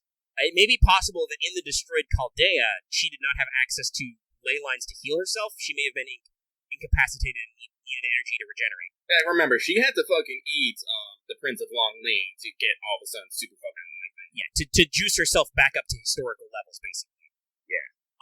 And technically, none of Team A is supposed to have died. Like, that might be like a cosmic retcon, but before the prologue, they were supposed to be in their Rayshift coffins healing. Yeah. Like, they were in critical condition and were in cryostasis. So she may have been, like, in stasis. Maybe they're in cryostasis between life and death. It's a weird fucking not space. Who knows? We may get into that later. I don't know. I'm not sure. Anyway, it's getting late. We're going on. We're almost at 4 hours long. We probably should move on. Vich, very important. We'll probably circle back around to Yume Ren and Akuto when we talk about her as a cryptor and as a character. Yeah. But, okay, so let's actually go back to... Well, yeah, let's kind of bridge those 2 points. Because it's a long while before we do that run into Vich, right? Mm-hmm. We meet Hinako Akuta. We have that flashback we talked about last time where Mash is like, oh yeah, no, she wasn't actually, like, she was very cagey, but she was not actually a total bookworm. She was, like, super sus of everybody all the time. But we actually run into our inner servant, Lanling, who was obviously in that flashback, in case you didn't catch that at the start. I kind of wish they did more with him. Well, unfortunately, yes, because the story is short, he goes out a little bit fast. And we never really get his character. He's just really likes Consort U, apparently knows her secret, and if you can assume from the flashback, they were actually on good terms back when they actually knew each other on real life. Yes. Yeah, so, like, they knew each other when alive. Like, she was just hanging out in human history, and, like, I'm gonna guess hanging out with heroes was probably easier than anything else. Probably because they were more inhuman than regular humans. Therefore, they had I think it's that whole that fucking triangle you mentioned. Yes. Back in the way, humans make heroes and stuff. Well, yeah, and as we can see from the conflict, Consort U is not something that humans can defeat easily, but humans will also not understand her. Yes. And it's a little cliche. Oh, she's immortal. She won't die. She can drink our blood, but doesn't have to. She's gross. Well, I will say, like, this was back, like, way back. I mean, yes, but also there's some ambiguity about how exactly she works, and we'll get into this later when we talk more about true ancestors. But I guess the idea is that even in Fate, true ancestors are supposed to exist to try and regulate humans' control of the planet. Just that I think because they would fall into that monster demon category we talked about, and I do believe she is actually tagged demonic, by the way, as a servant. That means that heroes can suppress them and do. So basically, it forms kind of a triangle of regulation. Well, I will say when humans see something that is usually greater than them, there's either one of two reactions, either fear or wonder. Sometimes both. But what I was going to say is that it seems a little, because at least in story she's compared to fairies, Genren, Taoist Immortals basically, right? I've read some teleportation. It seems kind of like she's not really. She wasn't really rolling around doing the quote-unquote vampire thing. Like, at no point in her story did she make it sound like she rolled around blowing up humans for fun and drinking their blood, like some vampires we may see in this universe. She just was a nature spirit who was manifested as a true ancestor, as a bloodsucker. And humans kind of were just like, "You're weird, get away from me. No, it's weird, get out of here." And she was just like, "Okay, I guess I'll go." Well, to be fair, we don't know what, like, the thing is, we literally don't know what she did. We don't know where she's been. She's been alive since fucking Yes, forever. that's true. Like, that's the thing, that was another thing that was kind of surprising that they don't really get into. Like, it really is almost like an afterthought, the fact that, oh yeah, she's a true ancestor. And you're like, okay. A lot of people were like, what the fuck, oh my god. Or people were like, is she a true ancestor, is she not really? Those two can't coexist, it's fate, it's not how it works. The story resolved this just by telling us shit and doesn't explain anything. Great, thanks Nasu Urabuchi. It's such a weird name check. But yeah, so Lan Ling is her servant. By the way, this is actually an interesting thing. Again, talking about translation. A lot of people talked about the impression that Consort Yu wanted to summon Zhang Yu, which I do think that when Mars Buri approached her, great flashback by the way, I love that. They played like the kind of like mystery music, and like, it's not often we get to basically hear from Mars Buri directly. Right, because he's dead. But when he was telling her to join Chaldea, there was definitely the allure that, like, hey, you might be able to summon Shang Yu. He might be recorded as a heroic spirit. I don't know. I think she might have intentionally summoned. No. I think in the Lostbelt, it's very clear that because she's already in the Lostbelt, right? All the cryptors summon their servants in their Lostbelts. She summons Gao Chengong, Prince of Lan Ling, because she's like, okay, I'm in a dicey situation. I don't trust this fox bitch for a second. The Emperor is incredibly flighty and could easily flip on us. Zhang Yu is already here, kind of, but he's different. But it's okay. We'll figure it out. So she's like, who can I get on my side that will help me out? And who's the person she thinks of? It's Prince of Lan Ling. Like, she says this when he's like, my fair lady, why did thou summon me of all heroic spirits? And she's like, I needed somebody who I knew would respect me, right? She was just fulfilling the fucking promise. Because that is something, like, in the prologue, it's yes, like... he says that he would, like... Well, and that makes sense why that's the catalyst, right? Is that they had a relationship. This may or may not be a thing in other Fate spin-offs, by the way, is catalysting people you knew as an old guy, basically. But, yeah. And admittedly, this is, I think, the first time we get a switch. Because, as somebody brought up, her intention was supposedly to summon a writer, which would probably be normal Zhang Yu. But obviously, once we actually get to the Lostbelt, situations are different. Yeah. And I think because she realizes the situation she's in, she's like, I know a guy who'll be happy to see me right now. He'll be glad to be here and help me out, even though that if she puts her game face on, she is on par with servants. Actually, right? Like, I think if she seriously tried to, like, connect to but he's humanoid, though, normally. We see him as a humanoid. Well, basically, he's a prototype of attempting to mass-produce Neja, basically. So, he's as robotic as Neja is, which is really interesting. Well, yeah, and a lot of people are like, that's weird, but I think they explained it at least very well in this, where it's like, this was one of Qin Shi Huang's attempts to solve immortality that in our universe didn't work out. He was too busy drinking the mercury. The holy mercury. By the way, I pointed this out in the wanted. Here's a great thing. Fusang tree. A mythical place, a mythical tree. You know what it also is? Fusang is also one of the poetic names in Chinese for Japan. Oh yeah, Fusang, that's right. Yep. And where did one of those alchemists who was supposed to find those pills of immortality go? Supposedly went to Japan. Yeah. So it all comes together. I bet when he found that Fusang tree, it was probably actually in Japan. Because of course. He conquered everything. Yeah. And also Japan is pretty right there, so like it would make sense because it seemed like he found the tree not soon in his career, because obviously he'd already perfected the mind uploading thing, the flesh to automation. But still, yeah. Anyway, yeah. So she's thinking to herself, "Who can I get here? The Prince of Lanling. He'll help me out," and he does. Oh yeah, because he knew her in life. He probably still remembered her as a servant. Yes, exactly. He would remember her from her past life, and he knows her secret, and he can be trusted. Yeah. She knows that she's like that's a very important thing. When you summon a servant, especially with catalysts, you want specific ones for specific features, and sometimes this doesn't work out. Like, arguably, Kiritsugu and Artoria don't work out because while she is a powerhouse, Kiritsugu is not trying to do this powerhouse-wise. Like, honestly, the Ainsburns kind of fucked him. They probably should have given him a weaker servant of, like, an archer or an assassin, and had him try to work it out. Also, it would have been really great if they blocked up that assassin block before somebody summoned Gilgamesh, but anyway.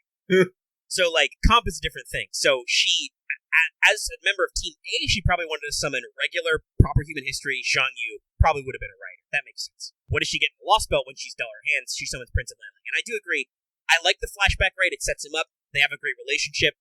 But also, his move is, he's not even done. Like, he's not actually in danger. She is. And he's like, yo, eat me. Get save you. It'll heal you completely, and it'll give you all of my magical energy. You'll be able to take care of this problem on your own. And she's like, all right, I'm about 200% done with this situation, sure.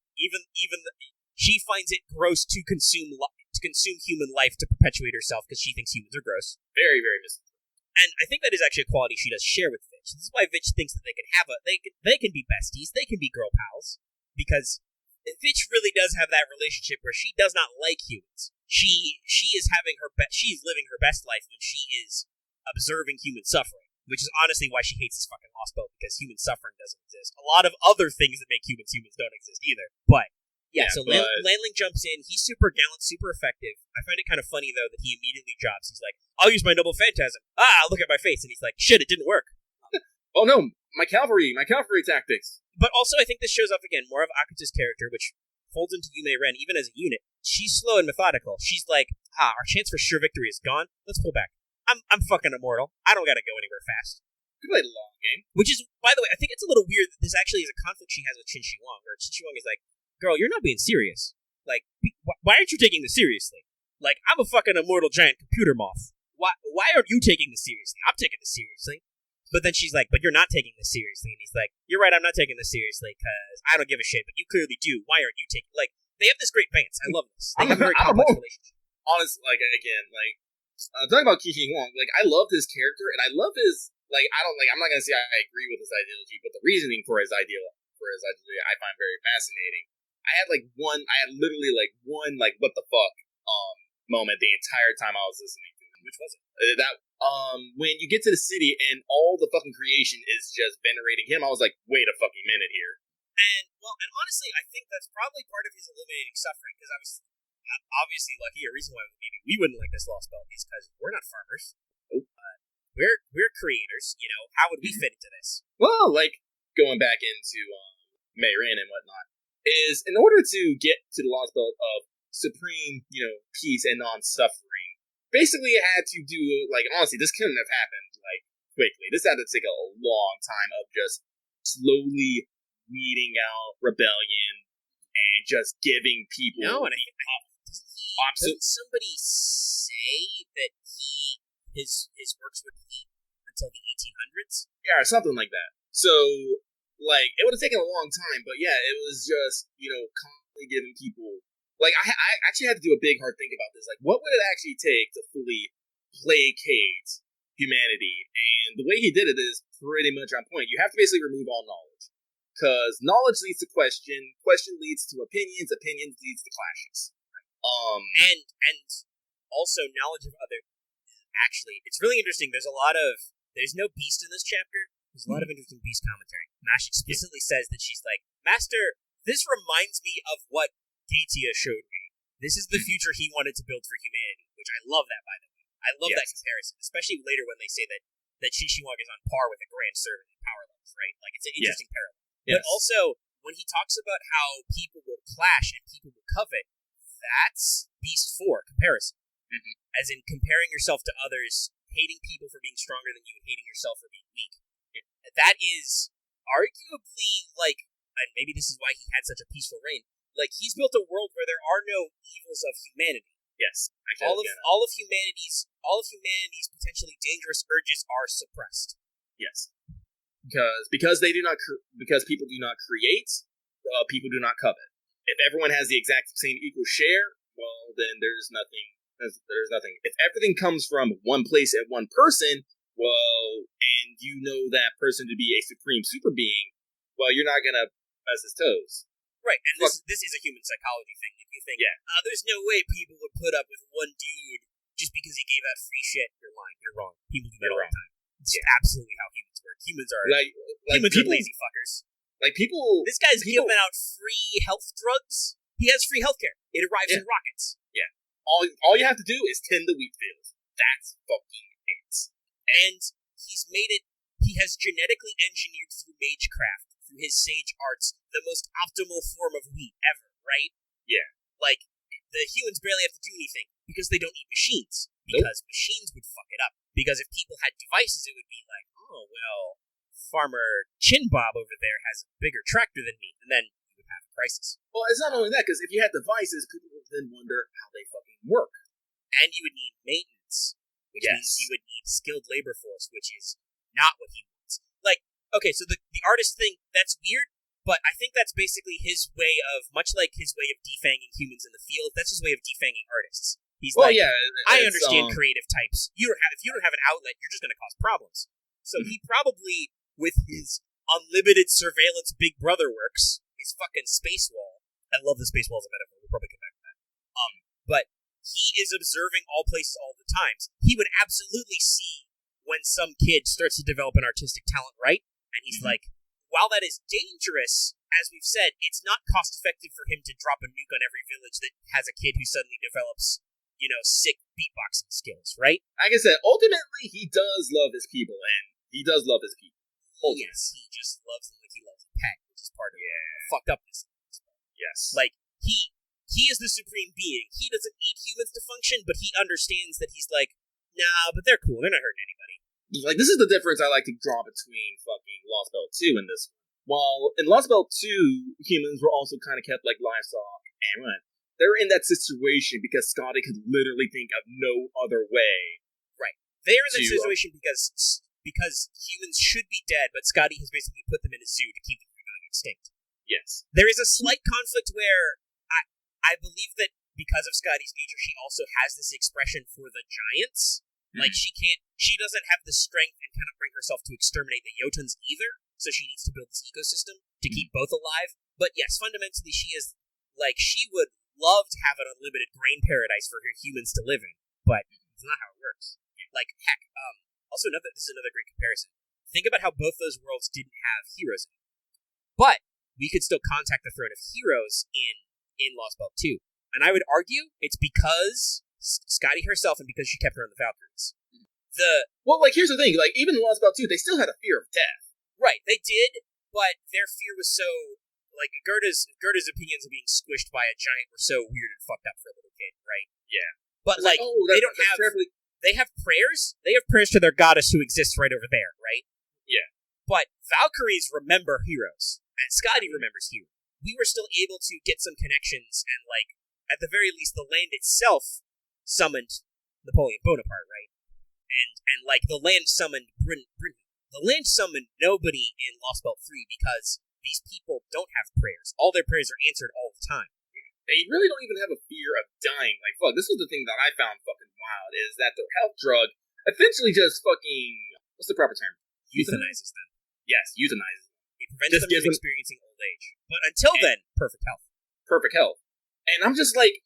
I know some people, like I said, this is going to be one of Lucky's probably controversial opinions, but I can't hate that as a concept. I really can't. Like, if there's one thing in life I do not look forward to, it's actually growing old and having my body slowly break down on me and just having to increase and increase. Well, and that's why we work so hard on life extension technology and a lot of ultimately transhuman ideals of like transcending the limits of the which Qin Shi Huang did himself, just only for himself. Yeah, asshole. So like, if someone said like, yeah, hey, this drug will keep you in perfect fucking health for 50 years, but after that you're gonna die, I probably might take it. I'm lucky. I don't know if they would go for 50. I don't know. It's probably like 40 or something. Yeah, I mean, and statistically, that would be the halfway point for modern people. Life expectancy, by the way, going up all the time. That is true. And there are people who are over 100 years old killing it right now. Humans are very resilient. And honestly, I think that's the thing with Qin Shi Huang is it's weird. He was once a human.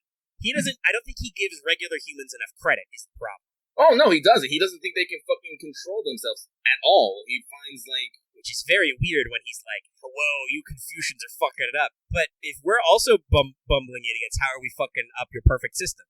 And then he's like, media growth. And also, like, to be fair, like, remember, like, as much as he complains about fucking conflict and stuff, the only reason he got where he is by going around and kicking everyone's ass. Well, no, and like I said, the other vice he has removed is violence. How? By controlling the supply of violence. He doesn't want to just kill heroes because they could be useful. He puts them to cryogenic stasis. He has his own throne of heroes because there's not any heroic spirits from history because they're still alive. At least the cool ones. He's got fucking Li Shu Wen on tap, who's like 150. They never actually call him Li Shu Wen. No, they don't ever, but we know he is because we know he comes out later. But spoilers, it's Li Shu Wen. And like honestly, if you knew the Fate ethos, that's his that's Old Man Lee and that's his NP in like the Gouda Gouda comics and stuff. Like it's not necessarily super subtle. Yeah, that's the great strike with no thought type. No second strike thing. Boom, you're dead. But it's interesting and like how he monopolizes violence, and he trusts and respects violent people, right? Like when he's like, I've got a new enemy situation. What do? I'm gonna call up my old buddy Han Jin. Hey nerd, guess what? I got a war for you to fight. And God, Han Jin is he's just the fat little major from Hellsing. He is. I love. Yes, he's that guy. He's like when he wakes up, what does he ask his boss? Who do you want me to fight? What have you invented since then? And he's like, we have developed automated soldiers, so we don't need flesh and blood soldiers anymore. And Han Jin is like, excellent, great. Now my armies don't need to eat, they don't need to sleep. I'm actually quite surprised. A lot of people were shocked about the early Chen Gong cameo. Love Chen Gong, by the way. That's actually no. Like I was, like honestly, like I wasn't sure what to think of him because people said he was maybe a little shit. I was like, no, he's great. I fucking love his fucking bands with red hair. I think the memes about him when he comes out as playable because he blows up his own teammates. And also, he does constantly talk about that in Lostbelt. He does. It's great. But honestly, no, he's a pretty stand-up guy. Like I was wondering, will he flip on us? Will he try and fuck us over? No, he's like he challenges you to. When he's having this conversation with Red Hair, aka Lu Bu, aka Red Hair, he's like, all right, we're gonna need a master. How do we know somebody's strong enough to take us in, right? Mm-hmm. And Red Hair is like, I don't know. I guess I'd try to kick him. And he's like, perfect, yes. We'll meet somebody. The first human we meet, you're gonna kick them as hard as you can. We'll see if they're tough enough to be our master. That's right. And I do appreciate that when on the way out, he's like, don't worry about next time. We won't need to fight. We already know you're strong enough. Yeah, and Red Hair gives the line, I ask of you, are you my master? Like he's that guy who's like, oh, I'm gonna say it. I'm gonna say the thing. I didn't know Red Hair was gonna be a dork, but I love him. Oh yeah. Oh, honestly, I think he's such a dork because Lu Bu is also I think he's actually an automaton. Like he's actually also a Zhang Yu type. Like I am a literal killing machine. Carrot stuff, yeah. But you could see those three as a comedy troupe, right? Oh yeah, totally. Chen Gong is the straight man. Lu Bu is the strong silent type who's just like in the end, right? And Red Hair is the funny man. And Red Hair is constantly claiming that he's Lu Bu and the other guy's Red Hair, I'm sure. And Chen Gong is just like, you are Red Hair. Stop it. Also, by the way, it is canonical to Extella, at least, if not extra earlier, that Lu Bu does have shoulder Chen Gong. If you play Lu Bu's side story in Extella, Chen Gong appears like this. I believe he is actually a Wat Arco design. Actually, yeah, no, I think he is. Yeah, no, I'm thinking about his lines and whatnot, yeah. And also, I'm pretty sure he's related to Ronnie because, again, very similar designs. Actually, no, I think there was something mentioned about Ronnie, too. I just can't remember. Fucking Ronnie face when. She's actually like, I think she's actually like an Atlas. She's an Atlas type homunculus, I think. I believe so. Something like that. We should do some stuff. That could be cool. Hey, man, honestly, if you're going to do, what is it? I'll double check her. I can say because there are a couple different types of homunculus. Like the Einsburn style, I believe, is different than the Yggdrasillia style we see in Apoc, because those guys are like mass producing them. I believe it was the music family specifically. Yes, I do. I believe you are correct. I think that is the music family, Gordorf's family, which is the specialist.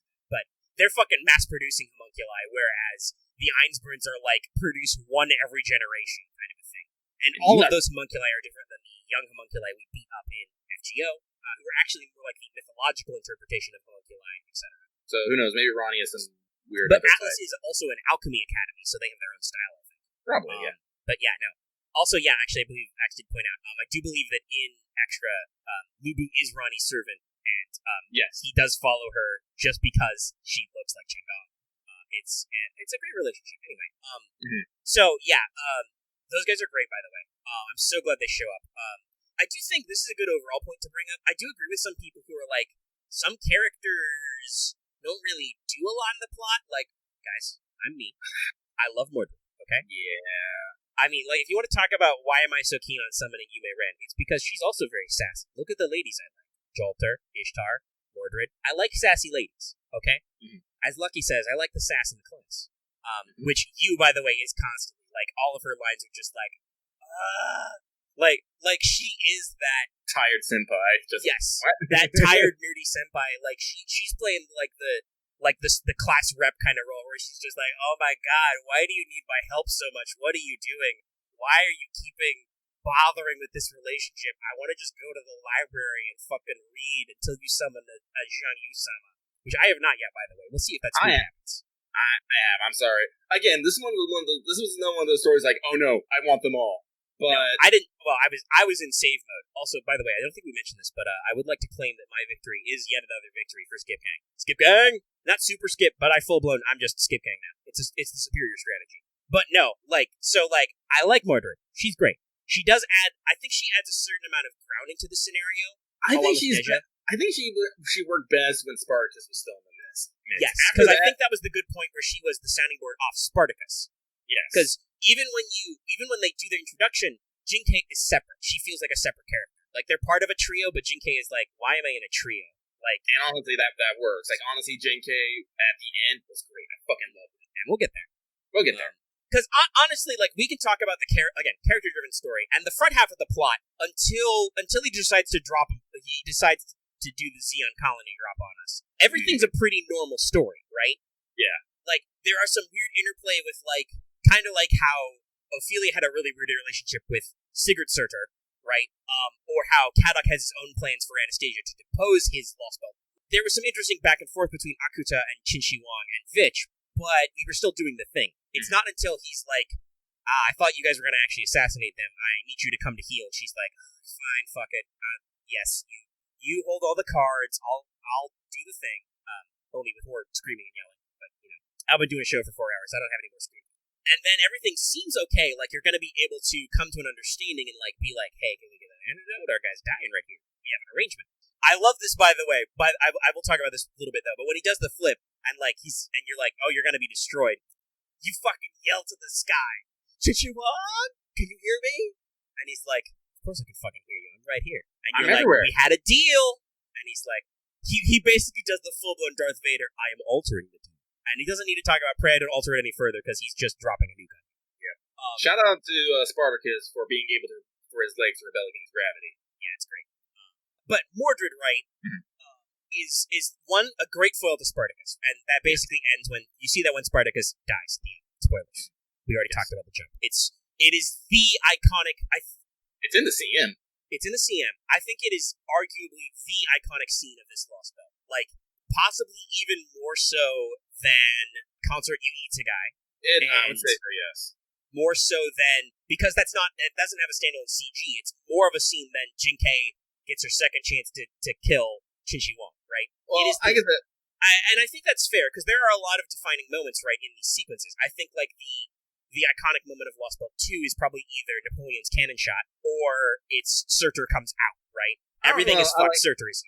Like, I want to say it's, like I said, because it's between my two favorite scenes here, but it's definitely the penultimate, but when Chi-Chi's Wong reveals himself and literally says, I'm going to fucking hit you now. I will permit you to hit me back. I was like, oh. That's a very powerful scene. I think that's the scene that really defines his character. But no, I think when everybody talks about this Lostbelt, they're going to be talking about Jump, right? Just like how when we talk about Lostbelt 1, we're always talking about Golem Punch, right? Like that's I think one of it's one of the big CGs as well. Like it's a standalone art piece. It is, but I guess, anyway, yeah. Like I don't want to take it on. We'll circle back around maybe. But yeah, like Spartacus' scene, iconic moment. Great, well, I loved it. Well, honestly, I think it's really great because, like, again, like, I think it's because of all, like, I said this last week, I think because of all the oppression and tyranny in the air, Spartacus has gone, like, full past insanity into rationality, and he becomes, like, super lucid in his explanations and whatnot. Like, Jesus Christ, Spartacus. Well, yeah, because he's, I do believe he is an EX rank madness. So, yes. He is not sane for sure, but he's not a Lubu style or Hercules style. Yeah, so, like, he is a man who is all muscle, but he knows what he's doing. He is like, there is rebellion to be had.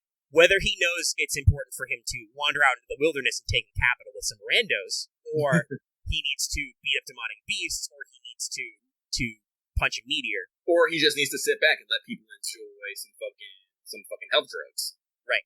That was something that I found interesting. Is like in the moment when the fucking oppressor has given the drug and stuff, and people seem happy, Spartacus is all like, "This is oppression, but the people are happy." And like I said, I think he realized is because he hates oppression, but he is a rebel. You can't, when everybody's getting high on state supply, you can't rebel. There's nothing. These guys are fucking drunk on opium tea or whatever the fuck, the best drugs in the world. They're taking super Prozac, whatever. You're not going to foment a rebellion. That's not how that works. So I think that Spartacus's rebel brain is just like, I will bring this up later in the drum circle as a talking point, but right now, these guys aren't rebels. And it's interesting how, like, and I think in their own way, everybody kind of contributes. I think I said this last week, Mordred exists because you need a power hitter. Yes. We need to have a character who we believe is strong enough to actually do this shit. Like, we have somebody whose noble phantasm can blow up that rocket. We feel like if she fought with Lan Ling, they could fight, right? Yeah. Like, her and Neja are power hitters. Neja, I think, is in here for more thematic reasons. I like that she's in here. I like that she has lines. She doesn't do a lot, but I like her as the grounded character, right? She keeps coming back up. Like I said, and her body has relevance to the Lostbelt. Yes, like I said, she's there for themes. She's not here for a character arc. She's here to be thematic support and offer explanation to a lot of things, right? Yes. Exposition. Mordred has a similar expository role because she's the Knight of Rebellion. She understands Spartacus the best, I think. She doesn't explicitly call out that she was once teammates with Spartacus, but she was, so she should know him pretty good, depending on what she recalls from Epilogue. And also, I think, tactically, Mordred just makes sense, right? Like, and this is the thing, right? It's like, some people are like, man, I wish this character's got more detail. I'm like, okay, yeah, but the story is short. It's focused, it's got some central characters, some new characters to focus on. I like that it gives Jinke and Spartacus that action, but, like, my like is like, well, you want the alternative? You want there to be no Neja and no Mordred? Because, like, that's the thing. Stories easily get shorter. Stories do not easily get longer. There are deadlines, there are word counts and page limits, there are size limits on your file uploads, right? Like, there's practical limits to how many fights your coders can code, etc. It's hard for stories to get bigger, at least when you're talking about an integrated project like FGA. It's easy for editors and developers to be like, or you know, in meetings, writers to be like, oh, it's coming. So, like, I feel like if somebody was like, man, Mordred and Neja aren't super developed, what do we do?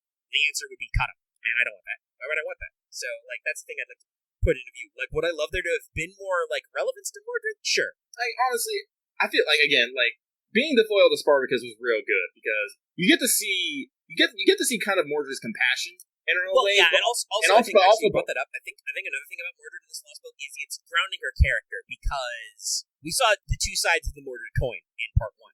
In London, she was a very helpful, very enthusiastic ally, and a fairly intelligent one, right?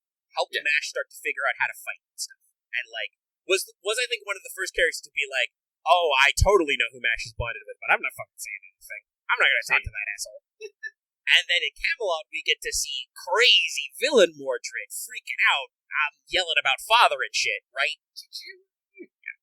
which, looking by some of those Camelot previews I saw 5 million times, we will actually see in the movie. We will get some of that Mordred, which will be a little interesting. At the very least, we're going to see some Mordred slaps and some Gawain slaps and some Night Elf slaps.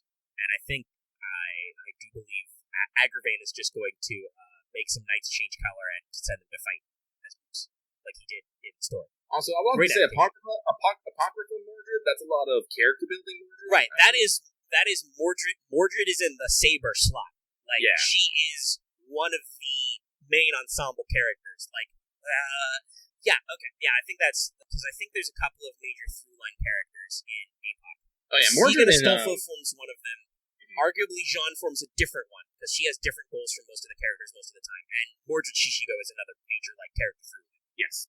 Seeing her as a supporting character, but an important and grounded supporting character again, I think this is just like FG's writers are just like, we need like a third rebel character. Maybe Spartacus needs a foil while he's here, and we need somebody to go off when we need to write those villagers out of the story, right?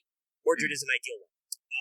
But then also later, we're gonna fight Lang Yu and fucking Han Jin and the Royal Guard. Like, you need hitters. You need people to punch up. Mordred is one of those people. Nesha's kind of in the same way, but she's got thematic attachment. But yeah, Spartacus is a big deal. And I love how they phrase it. Like they realize, oh shit, the connection to the Throne of Heroes just lit up. These people have prayers now. Spartacus taught these people not just how to rebel, how to be their own people. He taught them how to hope again, like how to understand that there is something in life that they want. They have aspirations. I love that kid who has no name. Fucking dropping sick poems and everything, talking about the moon and shit. Thanks, Jinke.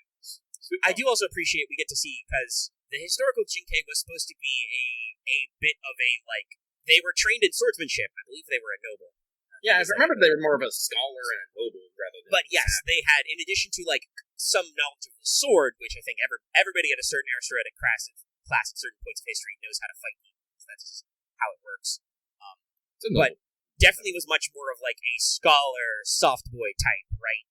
I mean, and if you think about it, Dallas likes to tell this anecdote that Jinke was distracted by the like royal physician throwing a doctor bag at his head. That's not necessarily full-blown hardcore killing machine chops either, right? But Jinke gets to show off much more of that artistic aspect, because I was trying to think. I know Jinke exists. She had lines. I don't really remember what she said in September. Like, I think she just existed so Nero had generals, basically. Boudica had much more character focus, even if people didn't like that focus. Like, Boudica was definitely the, like, big supporting character along the era. Spartacus was there, too. He rambled about stuff. Scary. And like, Spartacus being there and Jinke and all that, I think was supposed to convey the same point, that the Neo-Roman Empire or whatever was way worse than whatever this era was doing right now, right? Yeah. Like, and they didn't talk about it, but the impression should have been that those heroic spirits were summoned by the counterforce because the Roman heroic spirits, the new Roman Empire, were fucking it up. They were breaking the rules of heroic spirits. Mm-hmm. Heroic spirits are not supposed to influence the present when they are summoned. I guess they brought Jinke because, trying, assassinate a fucking king, I guess. And same with Spartacus, rebel again. Like, and Boudica, too. There were Romans to fight. It's just that a lot of people thought it was a little weird that these guys sided with the quote-unquote real Roman Empire over the fake one. And I'll admit, it was a weird pull. But I think there was, if this was, like, written now, there would be a lot more commentary about that aspect of it, of, like, oh yeah, no, the counterforce summoned these people because they are the best for the job and because somebody's fucking with the rules, right? Yeah. But so, DK, super impactful character. Let's see. We talked earlier, and we got away from it. We talked earlier about how we're kind of sad that, like, arguably, like, Lanling is the Mordred of the other side, right? Yeah. Like, he's there as a supporting character, super supporting of Akuta of Yume Ren. Great guy. Also supporting of Zhang Yu. I do, by the way, love, though, we get to see all three of Akuta's command spell uses on screen. Mm-hmm. Unleash your noble phantasm, protect Lord Zhang Yu, don't die. And she uses all three. Very interesting. By the way, did you get a little bit of a butthole clench when she brought that guy back at full health? Yeah, no. I was like, oh no! I was like, oh wait. Oh no, it's over. Yeah, no, it's so trolly. I mean, for story purposes, I think it makes sense to explain why he's fine in the next scene, because she used a command seal to, like, keep him going, but still, yeah, no, like, He definitely falls into a supporting role, and much like Spartacus, he leaves it about the halfway point. I would not mind if I got another chance to see some long action. I'm pretty sure he has an interlude. I'm pretty sure he's going to appear in Summer 5 because he gets a costume. Yeah. A costume that made very many people on the internet horny. Shocker. That's okay. Later that year, those horny people got access to Venti, so it's the same energy. I see the figure. It's the same energy. It is the same energy. But yeah, so I believe he will be returning, and also as a permanent, they can just throw him in whenever, right? Like, there's a very convoluted thing where she literally doesn't take off her fucking sunglasses if you summon Welfare Yume Ren before you do Lostbelt 3, right? In part 1. Is there? Yes, like literally that's her thing, is when she appears as a story character, she literally has her sunglasses down and doesn't take them off. So it's harder for you to draw that connection if you're not caught up on the story. It's wild, wacky. I love it. I'm almost sad I can't see that myself when I do it, but also I've already got my regular one. Does she have any comments for herself as a singer? She probably does. They usually have comments for themselves. Who do you even have comments? She has comments. Oh, that's interesting. I love that. One of her dialogue lines is a normal version is if you have either Ibaraki or Shuten, where she's like, Oni that have teamed up with Paldea? I'd like to hear how this happened. I feel a little sad. She does not have a line if you have Principal. She has a line for Shang Yu, of course. And she has a line for Qin Shi Wang. That upsets me a little bit, because clearly she remembers everything. Because that's the beautiful thing, is she was not summoned as a servant. She does not die until the end of the Lostbelt, and chooses to join the Throne of Heroes.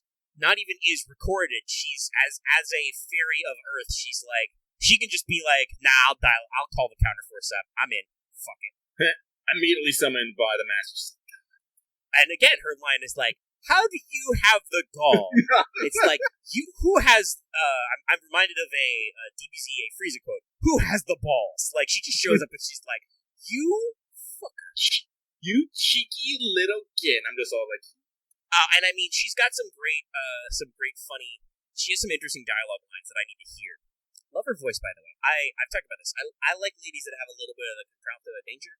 She does that too. Like, you hear it in her NP lines a lot. She's got a little bit of a deeper register stabbing. Yeah, that is our answer to that earlier mailbag. That is a little sad. She's not featured in his return dialogue. Though, I don't know. That could be because of the weirdness. Oh, Summer has a line for her. I was going to think about that. There is also a little bit of the weirdness about, like our Anastasia is not Kadok's Anastasia. She is proper human history Anastasia, summoned by us. Possibly recorded by Chaldea well before he summoned Anastasia.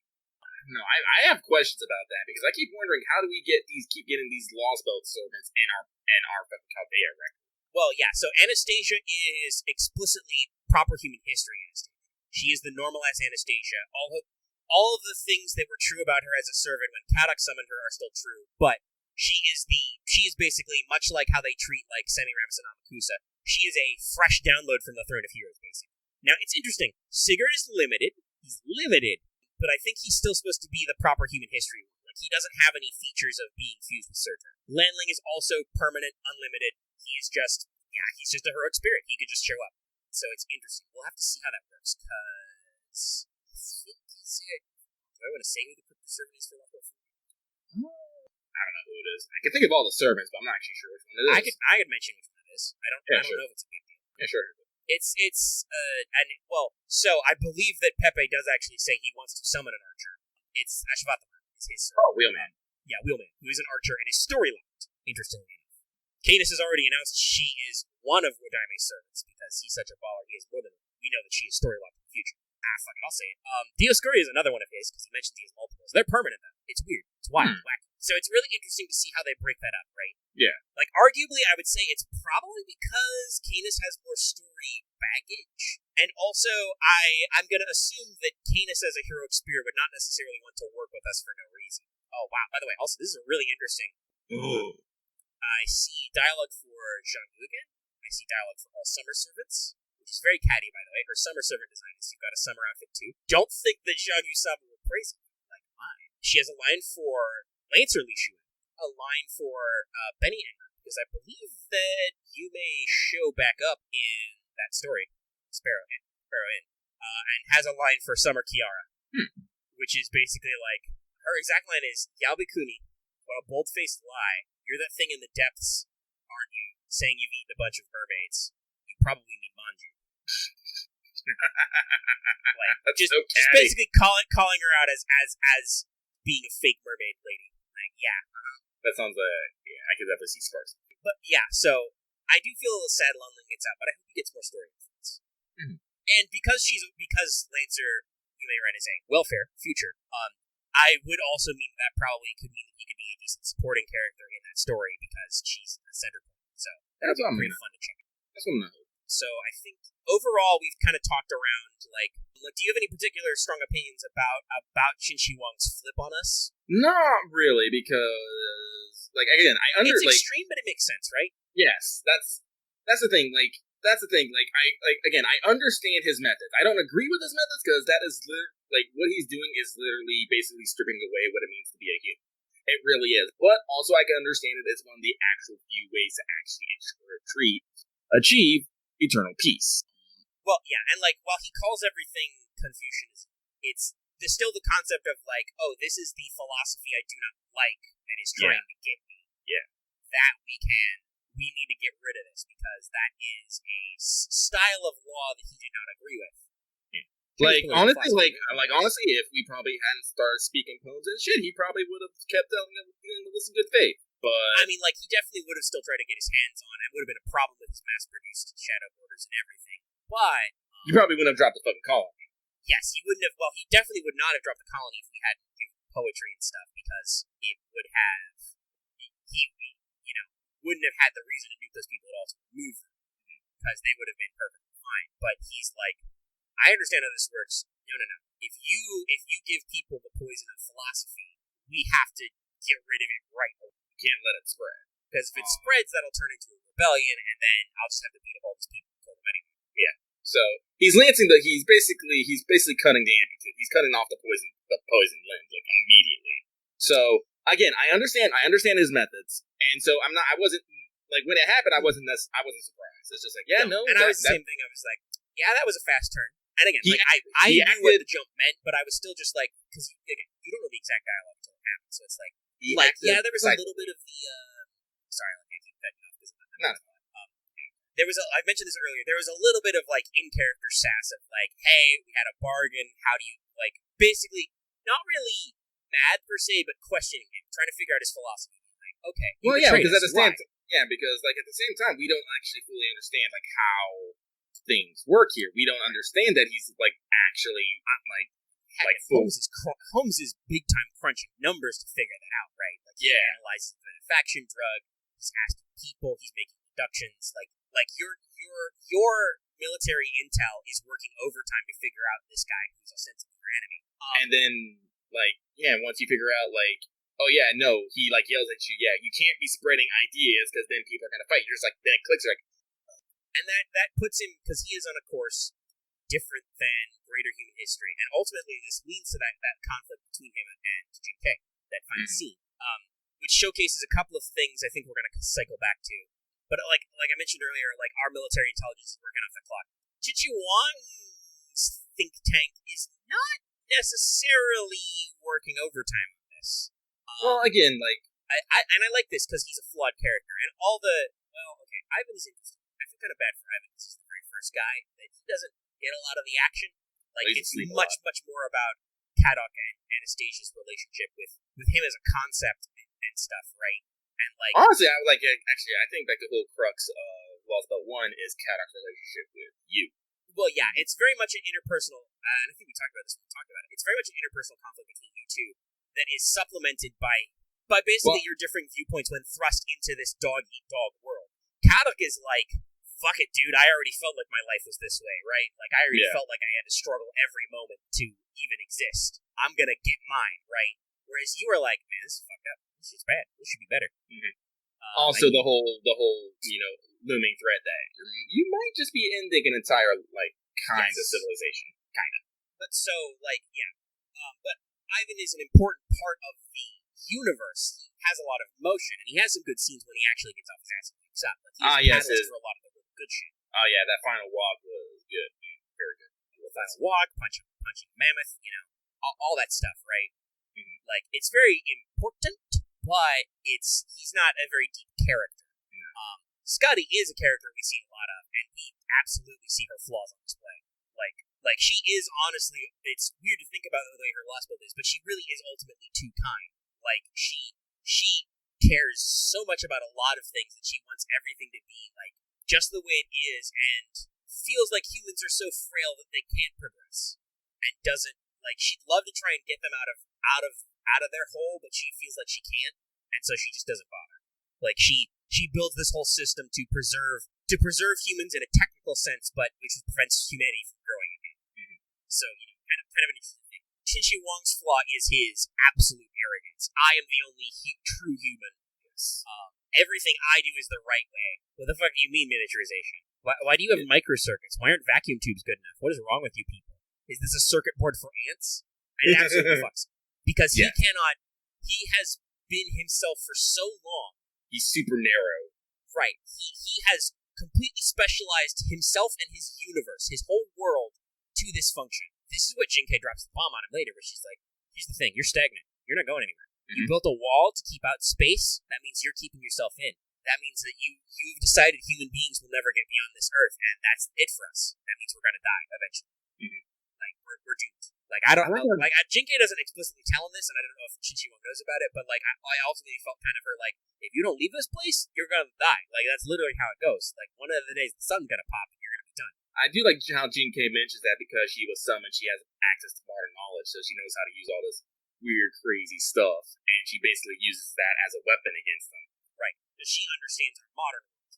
Yes. Which is good. And it's important to that conflict, because it's really about our world. At that point, it's about our history versus his history, truly. Yes. Like, not just in a sense of survival, but on a moral and philosophical. But so, like, Qin Wang is so specialized, like you said, he cannot bother to think about things that are not him. He's the victor. Clearly, everything he does is optimal, and then he's like, oh shit, fuck. I have reached peak technological progress. And that fucks him several times. Yes. It arguably fucks him when he tries to mass produce the Shadow Border. I love the Mores. I love that they fucking explode when you kill them. I love that they use the fucking summer theme. Right, it's such a weird niche moment that they're like, this is literally funny. They're like, this is a gag, this is a goof. And then when the mass produced show up, they're like, this is slightly less of a goof. Still kind of a goof. But Da Vinci is losing her. Da Vinci is full-blown angry gamer yelling into her headset. She put on her glasses, everyone's like, oh shit, she's serious. She's like, somebody get me an anti-world noble phantasm right now. Blow it all up. Why don't I have a nuke noble phantasm anymore? Damn it. But, like, I love them as they're so funny, but why do they fuck up? Because he rushes them into mass production without actually understanding what the fuck they're for. Because the actual Shadow Border is pretty tough. It's designed to survive a lot of stresses, while Sigurd's ultimate demonic sword of destruction cuts up the armor. It takes a shot from Tamovic's gun. It takes a decent amount of beating. I think giants and Valkyries throw shit at it that it survives, right? Oh yeah. Like, and when those humans show up outside it, we have absolutely no fear of them actually taking the border, right? Yeah. Like, they're pretty tough. The Mores are not that tough.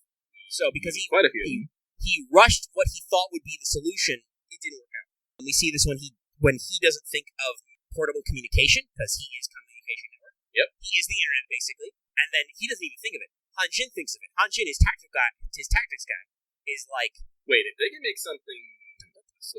He has the full ... by the way. And then he's like, boss, I just realized something. If they can make circuits that small in their vehicle, doesn't that mean they could make antennas and communication devices small enough to carry on their person? And then, like a fucking gag, there's another pause, and then immediately somebody calls them and is like, the prison's under attack. Oh shit, I guess they are there. Somebody go deal with that, please. Like it's such a great turnaround. And then it bites him in the ass one final time, and that Jinkei moment, because he doesn't understand. I think the overarching thing here, Lucky, is that Qin Wang doesn't understand OPSEC. I guess that's one way to put it, yeah. He doesn't understand not just telling people what he's doing and looking at them all the time and just being like, yeah, I'm here, what of it? And he doesn't understand securing his shit, which is what gets him versus Jinkei. because Jinkei pulls out a fucking smartphone. It has a sprite. I love it. She's like, "Get a load of this, nerd. He's like, you can scan this, right? You're full of sensors because you're Cerebro right now. You can figure out what this is." And he's like, "The fuck is this? Is this a computer?" I mean, this is like, I think the way he says it, it's like, this is only like a fraction of our processing power, but it's so small. Why would you want to carry our brain around with you? And she's like, "Oh, this is actually a portable communications device. Humans invented this to talk to each other. The fact that it's a portable computer is actually just extra. Oh, and by the way, there are about 4 billion of these in proper human history." And Shinji Wang is fucking flabbergasted. He is poleaxed. He is bamboozled, right? Yes. Like, he is absolutely unable to think of, like, you carry computers like this around like a toy? Everybody gets this? Everybody's talking to each other and fucking doing math on their phones? Like, he can't believe it. Nope. And I think I love this, by the way, because this is Jinkei is talking about the success of humanity in adaptation and technical advancement. Because all technology in Lostbelt 3, in Synchronized Intellect Nation, exists only to benefit Shinji Wang. Yes. And to be fair, he invented a lot of it, but all of it exists to benefit him. He hasn't, and think about all the things he hasn't figured out, we haven't figured out. He's running on fucking ethanol. Yeah. He's running on an internal combustion engine. He is running a giant Space Gibson computer on fucking vacuum tubes and corn gas. Which, yes, ethanol is cleaner than gasoline, but this guy hasn't invented, he has so much space, he hasn't invented wind farms or solar farms? Probably not. He probably doesn't understand photovoltaics, right? Yeah. Why would he? He can power himself, and he doesn't need to worry about global warming because he's the only source of pollution. Yep. You know, I don't think the humans in his Lostbelt eat meat, right? There's no, like, I don't see them having, like, beef cows or poultry, you know? No, right? like I said, probably fucking the super engineered wheat, because he did say he doesn't take all of it, so they probably eat the rest of it. He produced it, and he figured out how much to build his super crop so that he could have all the needs he needs for fuel and take that just as tax, and still leave the rest so that more than enough humans could eat it to live, right? Yeah. There's no need to worry about overpopulation because there's no life extension. But he doesn't understand one of the things that to us is the greatest sign of technological advancement: miniaturization. Because it's all to benefit him, he's never thought that that's what defines it. He clearly understands mass production, right? Yeah. But he doesn't understand miniaturization. Well, because the thing is as soon as he figures out a solution, he thinks it's the best solution. He doesn't think upon improving on it. Until he maybe stumbles into something that shows him something new. Like, he doesn't perfect his personal body until he gets to study a real Zhen Ren. And he's like, "Oh shit, you're a fucking immortal, a true ancestor? Give me some of that shit." And he's like, "This is perfect. This is a perfect body for which to punch people." To reference that scene like he likes. And that I really like too. I love that moment where he's just like, "Sup, I'm here. I'm actually here. This is my new body now. I made it so that we can fight." Because I think, is it Mash or Sherlock who is like, "We're going to debate." And he's like, "No, we shall fight like humans." Honestly, like to do that part, again, that moment, calling back to fucking Gadia, that is the moment where I truly felt like we should regain his humanity. Yes. Well, it's because Jinkei, in this moment we're talking about, right? Jinkei teaches him that in pan-human history, every human is a human. Yes. Every human is trying to struggle to advance themselves and the world around them, which is the thing I do actually think about our life. Yes. Humans are, I've said this before, philosophically, humans are community-based creatures. We are social creatures, right? Yes. And some people are different levels of social than others. I think of myself as introverted, right? I don't necessarily like being around other people. When I'm talking to people right now, I talk to people all the fucking time and share ideas. I just don't like being in the same space as humans all the time, right? Honestly, yeah. If you could say I think if there's 3 things that humans constantly strive for, it's better ways to communicate, better ways to live, and better ways to one-up each other, honestly. Right. And even then, that's because competition for those other 2 things basically breeds that third thing, right? Yeah. Because we are constantly seeking to find better solutions to everything. Yes. And honestly, if you think about it, it's like Maslow's hierarchy of needs, right? Ultimately, humans just want to find the best ways to fucking eat, sleep, shelter, be entertained, right? Because we're complex beings. Humans need entertainment. And again, that's part of why this Lostbelt is so fucked up. These guys don't have culture. They don't have entertainment. I guess they figured out fucking, but they don't understand. I don't know if they understand romance or anything. I'm pretty sure they don't understand love. I'm pretty sure it's It's like, hey, I noticed that you did not have a child. Would you like a child? Yes, I would like a child. Cool. I don't even know about that, though, because they don't understand parents, right? They don't have concepts of family, which is a big deal to modern humans, even modern, you should say even modern. Actually, yeah, it is probably something that once you are this age, you need to have a child. Yeah, like, it's just, you need to do your part, right? Because you're gonna die eventually. You're gonna peacefully die. You gotta that's even worse. Because we need more workers, basically. But yeah, it's still like they are so far from us, despite being virtually unchanged physically, which is wild. Actually, this might be weird, but no, I think they probably. I don't know if I mean, they definitely have emotions, and they have some. Like, think about back to that thing with Da Vinci and Holmes, right? They had a certain amount of cattiness about the opposite gender, right? Like, yeah, no, I don't think there's necessarily romance or dating, but honestly, they probably like. They do not have a courtship culture for sure, but I think they understand like pairings. And I'm sorry, unless Xi Wang like completely reworked how an orgasm works, I'm pretty sure they might just have recreation sex just for the fun. Probably, and he probably doesn't mind because that's how more humans get made. Yeah, because he knows they're going to be taken care of. That's the thing. Yeah, there's no overpopulation. He has enough food and enough drugs for all those babies. Free food, free healthcare. Yeah, that's what he's doing. And like, it's interesting to see how much he can accomplish when he's doing a single drive. And this is the thing we see in history. Sometimes you need great people theory. Think about Civ. You could make all that science for yourself. You could generate all that production on those wonders, right? Yeah. You could get all that EXP for those units. But if you just pop a great person, you can do shit a lot faster. Sometimes that is how history is made. Great people theory. That's literally a theory of anthropology. But sometimes you need collective action. Sometimes people need to come together and solve problems. Yes. And Qin Wang is bad at that part. He is he has advisors, and he listens to them. When Han Jin offers him some commentary, he's like, yes, we're taking it under advisement. Like he doesn't immediately go to Han Jin when he says, boss, what if they have tiny radios? He's not like, what you talking about, Han Jin? He's like, oh shit, they're breaking things. Fuck. I guess you're right. Like, he respects the people who work under him. I love that retirement scene before he talks to Jinkei, where he's like, Han Jin, Royal Guard Captain, been great, love your years of service, you're dismissed. You can do whatever the fuck you like. Goodbye. Again, Kushi Wang, he doesn't necessarily feel like an evil person. No, I think he does evil things. Like, again, like that shit with Vitch was fucked up. Yeah.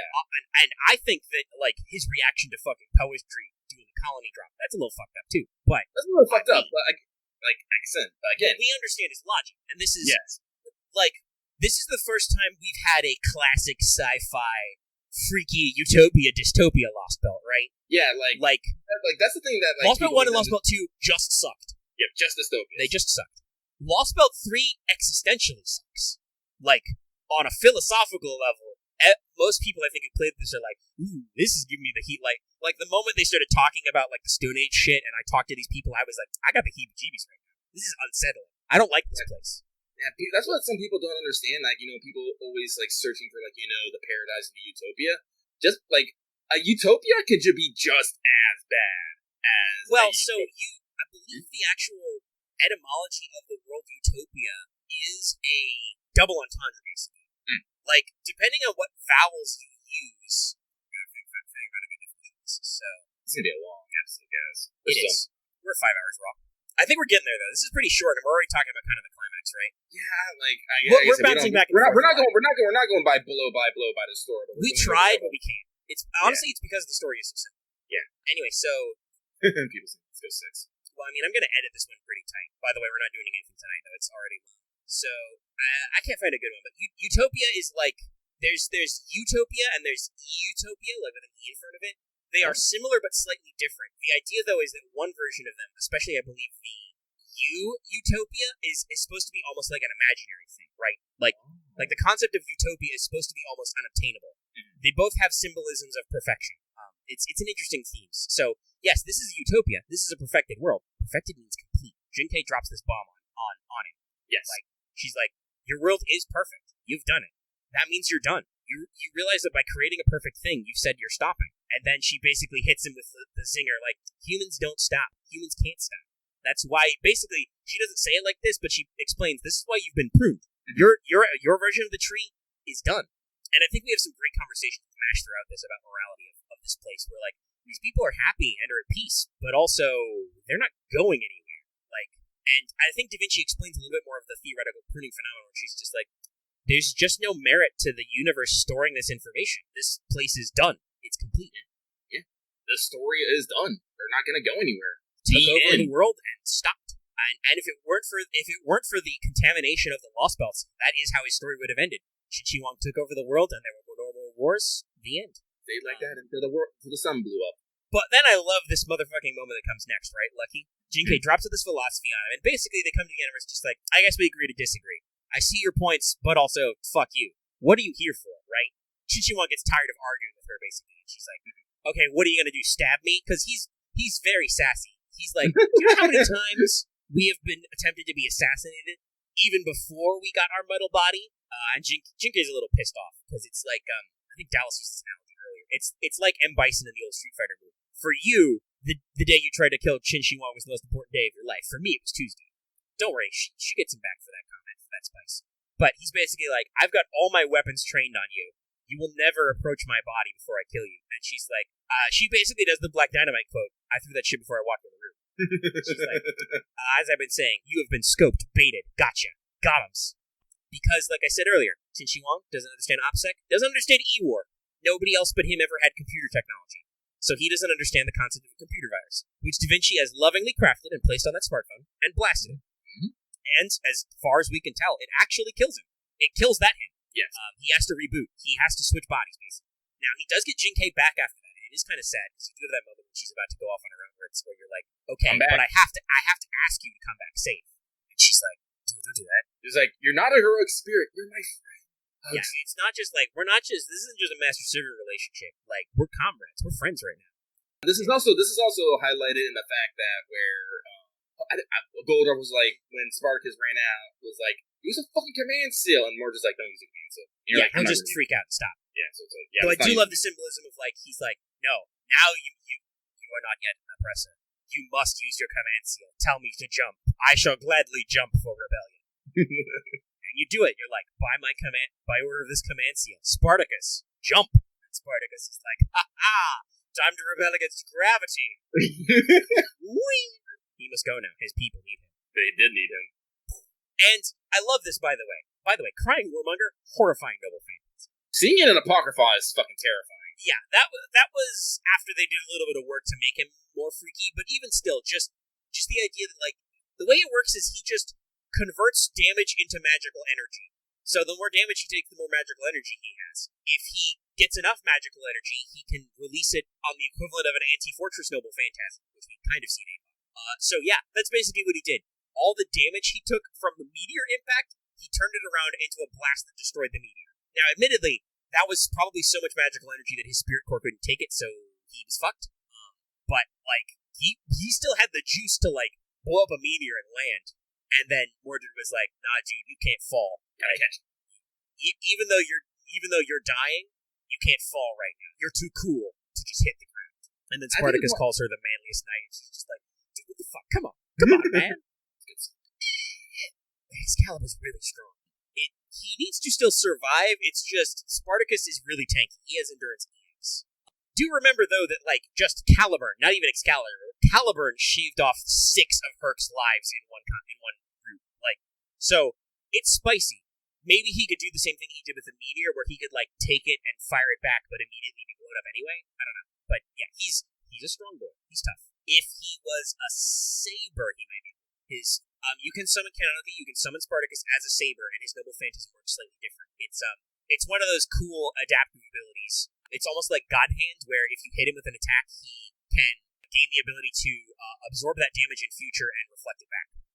I think he still has to survive the initial hit, but yeah, he's a tough one. This is something that doesn't come up a lot because he immediately drops out, Freedom Apoc, and disappears. But Spartacus has a special quality that if you heal him by Magecraft, it costs you less energy.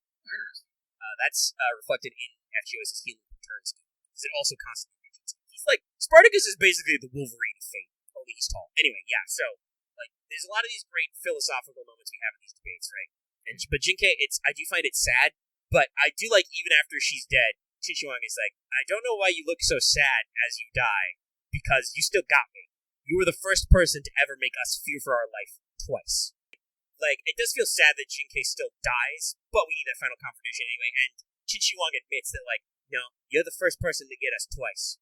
No, Respect. like I said, like he won't give respect when respect is due. Again, Yeah, he does the full-blown game respect game thing. He's like, nope, you got us. Good game. Now hold on, I just waltz through my magical palace and go fight some people.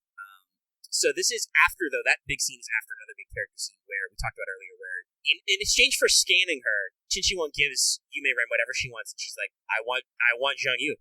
Duh. And he's like, okay, fair. Good calls. You are a precious immortal fairy. You are also like us. You shall have it. He's like, nah, I don't need that guy anymore. It's cool. Hey, Kuyuji Zero, follow her now. You're fine. And he's like, okay. Because while he is, I find it interesting, Zhang Yu clearly has will, as seen when you have that final fight with him, right?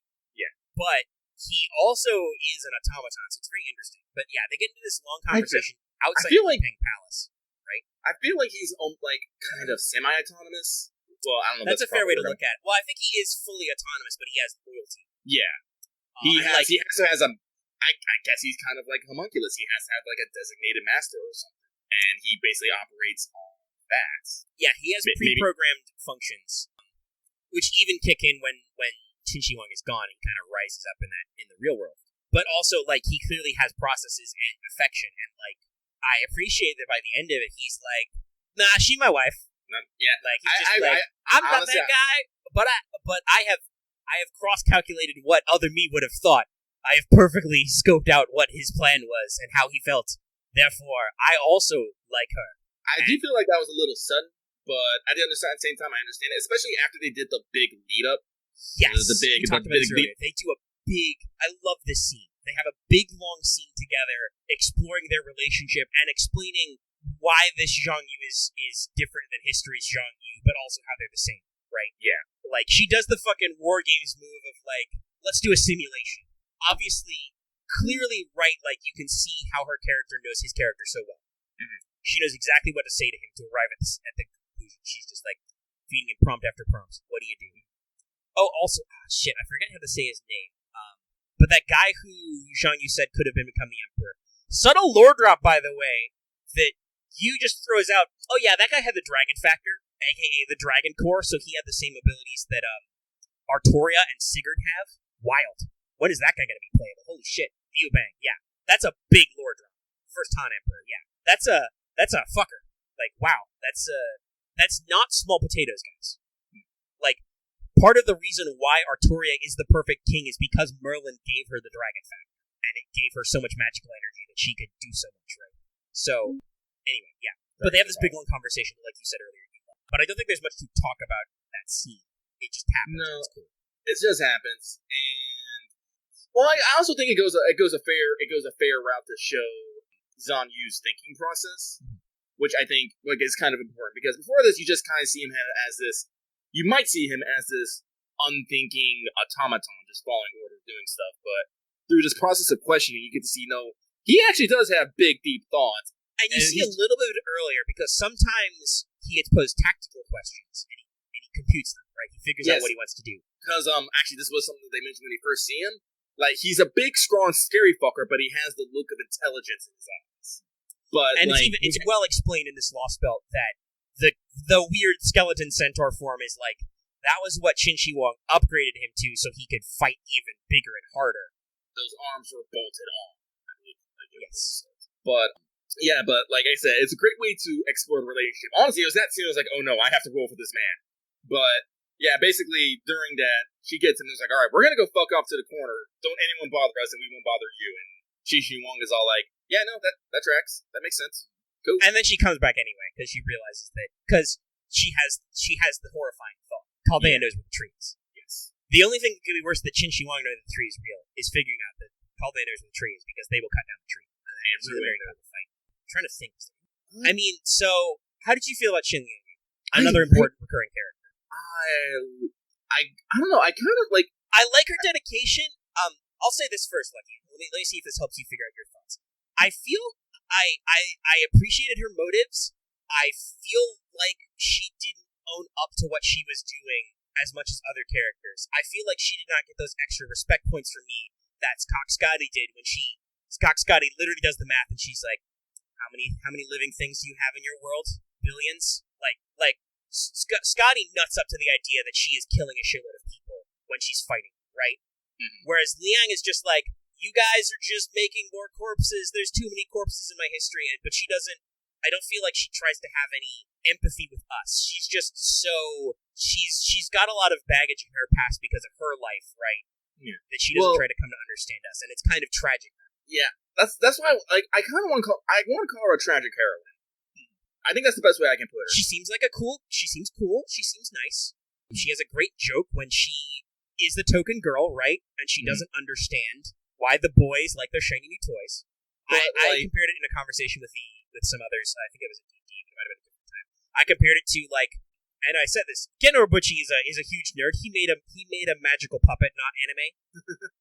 That feels like a scene that somebody saw in real life where, like, it's like high school boys fawning over a new model in a magazine, right? Like a build kit, and she's just like, I don't get it. Yeah. But and she seems, by the way, like, as a playable servant, she seems super cool.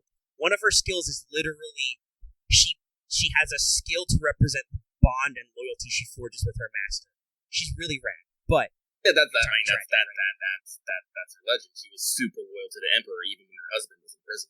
Mm-hmm. Because her husband was in prison when he eventually died. Yep. Still super loyal to the Emperor, and the Emperor recognized that. Gave her like 3 poems? 4 poems. And 4 poems. 4 poems praising her, which becomes one of her noble phantasms. Her spear, by the way, is technically an incredibly shitty noble phantasm. Yeah, it's not because the spears were never actually magical. They were just what her cavalry was known by. Yeah, they were the symbol of her and her unit who were known to fight bandits. I think it even says in the description of her noble phantasm, an anti-hero might feel a little fear if they saw it, but that's it. But still, like, it's got a little bit of like, shit, this is a weapon for beating up bandits in bed. Yeah, but I can kind of understand because this is what, like, here's the thing. She's just a person. Like, she only knows the life that she has and the life she's been getting and what she's been taught. And mind you, she has not been taught that much. No. She has been taught that Xu Wang is the right way. She fought for peace. She has seen the peace. And here comes a whole bunch of fucking people. Well, and also, she's seen what disorder looks like. I think very important. Yes. And honestly, I don't even think Chaldea, and all she has is this weird-ass tall tale that Chaldea is saying that they're not the right history. Like, honestly, I'm not gonna lie. I'm pretty reasonable about, like, a lot of things. Like, I mentioned this before. If someone come up and told me that I am a computer simulation of just another Lucky, I'd be like, okay, yeah, sure, whatever. I'm me, and he's me. But if someone came up and told me that, yeah, your world is actually fake and we're gonna destroy it, I'd be a little bit like, Well, yeah, and Chaldea can't really stop to explain things to her at any point. Yeah. And obviously, the other thing is, Qin Shi Huang is skeptical too. He doesn't believe it until he actually sees the fucking tree, and he's like, "Oh my god, you were right." Well, I thought the fox bitch was just lying to us because she is just, as the kids say these days, a fuckboy. I like to imagine that Qin Shi Huang would have picked up internet slang from that phone. he would be like that. We have learned a new word. Yes, she also refuses to listen because guess what? We're Confucians. We're here to spread. Right. She just thinks that we're being. Like you said, it's tragedy. We could do so much good if we could work together, but she is just set in her ways, and I think it kind of talks about how very tragic the whole mountain thing is. Period. Right. And also remember, she's super fucking loyal. Super fucking loyal. It's literally one of the things about. It defines her as a heroic spirit. Yeah. Yeah. So, like, no, if she could be that easily dissuaded, like that literally does not compute. With her character. But I also feel like it's kind of sad for her. Like, I don't have a lot of. I mean, I have sympathy for her, but I don't necessarily like. I didn't feel bad that like she got beat up fighting servants and died. It's just like that's sad. I feel kind of annoyed that she was like, I thought you would have attacked us while you were evacuating, and you were like, listen, we're not here to just beat people up for no reason. But I also was like, this doesn't resonate the same way that like I said, like Eska Hawk Scotty or even Qin Shi Huang does. Like. Yeah. She is dedicated to her ideals, but they don't resonate to me the same way. And I think it's because of something you said earlier, Lucky. She was taught those ideals, right? Like, yeah, those weren't her ideals. She just picked those up from a guy. Yeah, because if I remember right, during this world path, like, these villages have been going on for a while, and just as Qin Shi Huang just slowly expanded, she was just picked up with them. So those, like, little farming villages is what she's known all her life, so. Like, she doesn't know. Here's the thing. If you don't know of a better world, and can't imagine a better world, you don't think of a better world. Yeah. That's what Qin Shi Huang basically has based his entire civilization on, is people are completely content with what they have right now. Yeah, no, it's fair. So but I think that's a stark contrast to a character I think a lot of people really like and want to see more of, Hanshin. Yeah. Because this motherfucker is like, guys, I love war. Thanks so much for he has been retired. He can go retire to the woods. What does this guy do? He's like, hey, Chaldea, great to see you. You know what? I love you. You gave me war. I thought I wasn't going to wake up again. So I'm just here for, I've been dismissed, so I'm here for one last great fight. I brought my boys, and we're going to fucking fight now. Let's go!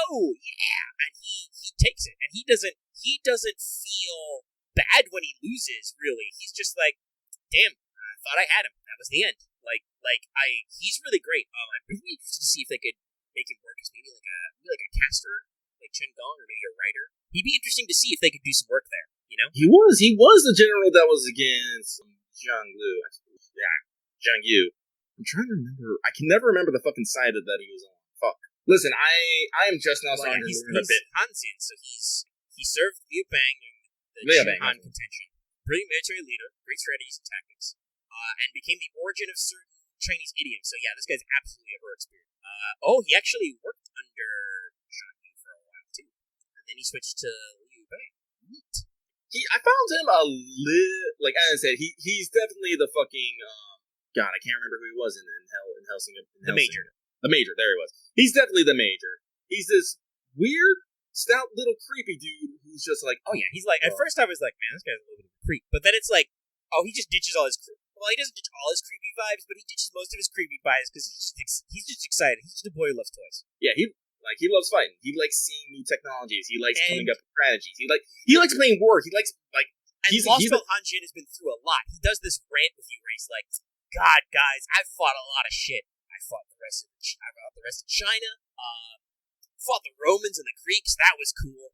I thought when we finally beat up the Aztecs, like he's going down the line of the world's great civilizations, and he's just. And the most important thing is, I genuinely don't think that really quote unquote fucked him up. I think he was pretty fucked. Like, I think the dude just loved war and loved fighting it. And he was honestly more fucked up by the fact that he wouldn't keep getting to do wars, right? Yeah. He got to go down fight. And he got to call up a couple of the rail guards, the only living soldiers around, who honestly probably have a pretty boring job considering that Qin Shi Huang is a giant sky computer. Yeah, okay.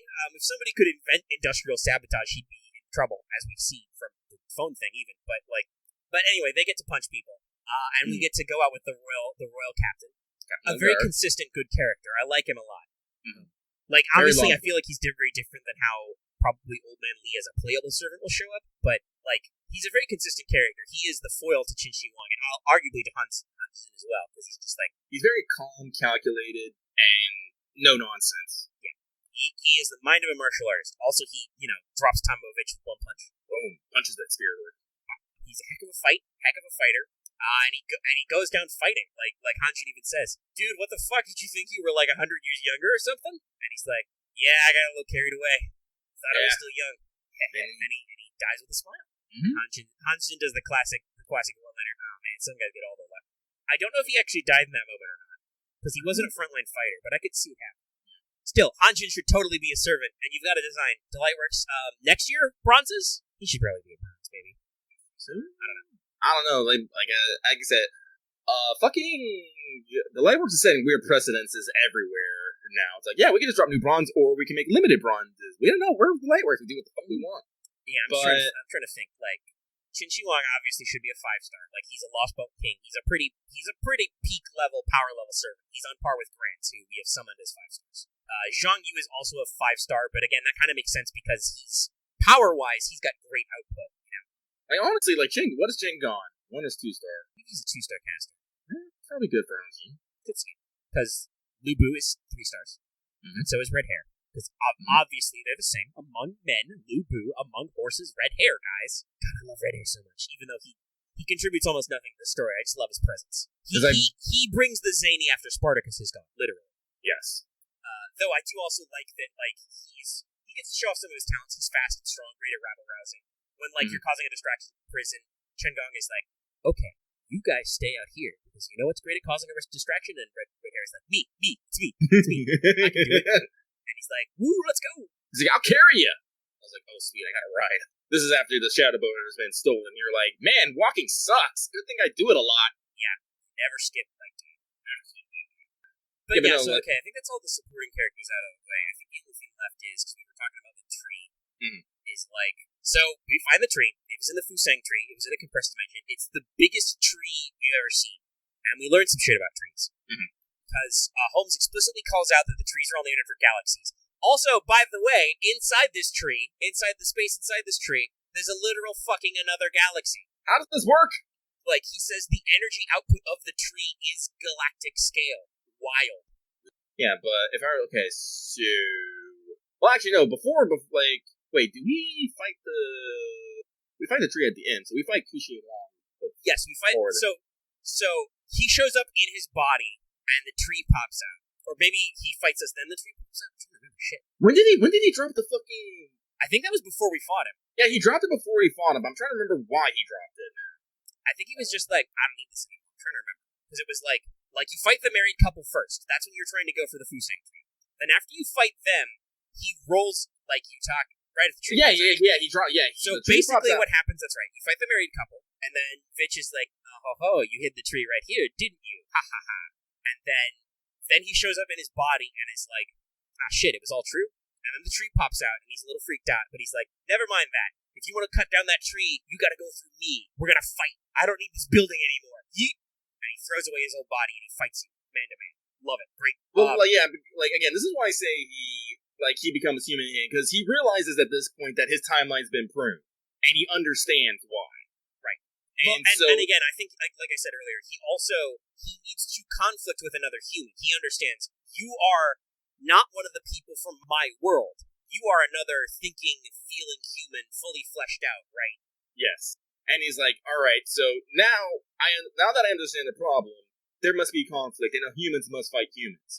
So we must now battle between my perfect world of stagnation or your wild world of advancement. Yes. And I love how he says this. Therefore, I will punch you. I will allow you to punch me in return. And he just has the arms open, come at me, bro. Yeah. And you come at him. I did like many other people, and I brought a shelter. It was great. I own a lot of Avengers. I think tons of them.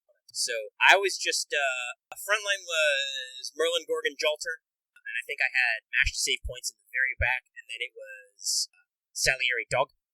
So mad Dog is great for that fight. I'm still mad I accidentally put my Salieri.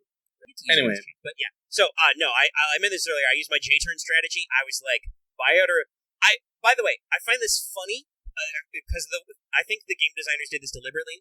In the script, he says, this is a battle without hatred. This is just a conflict of ideals. What does everybody do going into this fight? Bring out Jolter, who's all hatred all the time. Whose NP is literally roar of hate. But yeah, I was like, by order of this command seal, use your noble phantasm. And Jolter is just like, got it. Though honestly, that still even shows the strength of our world, where one, we are hanging out with cool guys like this, but also like our world can even make use of anti-heroes like this, right? Yeah. It's a whole thing. But yeah, I nuked him in like 4 turns, I think. Just because I need a little bit of turn setup. But basically... Well, yeah, after you punch him, because we talked about Zhang Yu earlier, after we punch him, he's just like, you got us good. I think we've seen the limits of this. You've reached the limits of our body. We can't defeat you like this. You guys are all working together. That's great. Shit, I guess this means we have to leave humanity to you. And Zhang Yu is like, what? No. Basically, he's like, no, I work for her now. This is her dream. She wants to reunite with Zhang Yu and live in peace. Well, I'm not going to let you cut down the tree. I do also want to, before that, I want to note that Chushi Wang notes out that you were able to win because you all worked together, and I think, I can't remember the exact name, but he asks us, what would happen if he defeated you, and you just said someone else would have done it. Because, well, yeah, he asked you about circumstance, where he's like, is this just something you could do, or could anybody do it, basically? And you're like, if I lost, somebody else would do it. Yeah. And that kind of, again, that's kind of perfecting, showing off the purpose of our world. It's like, humanity is a wild creature of constant conflict and constant cooperation. Sometimes at the same time. So, yeah, basically, like, we won because we had friends with us and Shishi Wang was alone. The power of friendship, y'all. And because we always knew that we would keep going, right? Like, even if we fall, somebody else will take our place. Yes. But yeah, And then after that, after we have a solid bro moment, We have a very sad fight with Zhang Yu, honestly. oh my god, the second god, I hated it. So, guys, in case you didn't notice, he charges no NP per turn, No, and he's damaged every turn. And I think the defense debuff gets stronger every turn. Oh god, it was a sad fight. I did not like it. I do not like beating on broken machines or broken men. He's not a machine. He's a man. But that's like, But it works out thematically, and honestly, I do still think if you were like, oh, I don't want to do it, he'll still kick your ass too. He's still a strong guy even as he's dying, and then he dies, and he's like, I'm parted from you again. He says the exact same thing that original. Yeah, that was like, oh woo, my woo. What will become of you, basically? Yeah, what will become of you? And she loses it. Yeah, she does the full scream in the sky, and then she's like, all right, I should have done this the first time, but fuck you and fuck you too. She merges her spirit origin with the tree, takes it over, which is why it's an assassin and it curses people. Duh, themes. And she just goes on a rampage to blow your ass up. But Qin Shi Huang is like, well, this is ugly and unsightly. This is gonna stand in my house. This is our house. This is not gonna fly. So he joins you. I love it. It's great. I do love it. Honestly, I probably would have lost that fight if Qin Shi Huang wasn't in the background. It's like, I can fucking take everything, bitch. No, they gave him multiple NP levels. I think they gave him 10 skills. He's got a great kit. No, it's spicy. Yeah, no, he almost 1v1 that fucking tree. Like, I do believe it is shown if you try hard enough. Yeah, he's full strength. You can actually have him solo that tree. Now, like I said, my only problem with this fight was the particle effects were too much. My phone did not like it. Yeah, also the fucking tree awakened, so there was galaxy inside life, and you're just like... Yeah. And it was spicier than some of the other trees. Like, it didn't have piercing or anything, but it had some interesting stuff going on. Yeah, I still had that bug. My NPs were silent. That was okay, though, because one, rave music, great, and two, just that I had to play it when I did the Wanted, but just the orchestral version of his theme that plays when he does his MP. Mm-hmm. I love it. It's great. But so we hack that tree. It falls, and Yu is just like, she's real sad. She's like, shit, dude. I guess Zhang Yu was right. I'm gonna become an angry ghost and die, I guess, for reals. And Qin Shi Huang is just like, what are you talking about? You're like an elemental spirit. Can't you just join the counter force? Like, he says it classier than I am right now, but we need to wrap this up. We do. So she's stunned into silence. She's like, what? Why the fuck would I do that? Basically, yeah, she's like, why would I do that? I hate humans. And he's like, no, listen, girl. He does the classic girlfriends thing. He's like, no, chick, listen to me, honey. If you join the counterforce, you're not actually dying, and you could actually come back, and you might even meet Zhang Yu again, because you can all be summoned. Like, it's a win-win. You're gonna die, but also you can come back.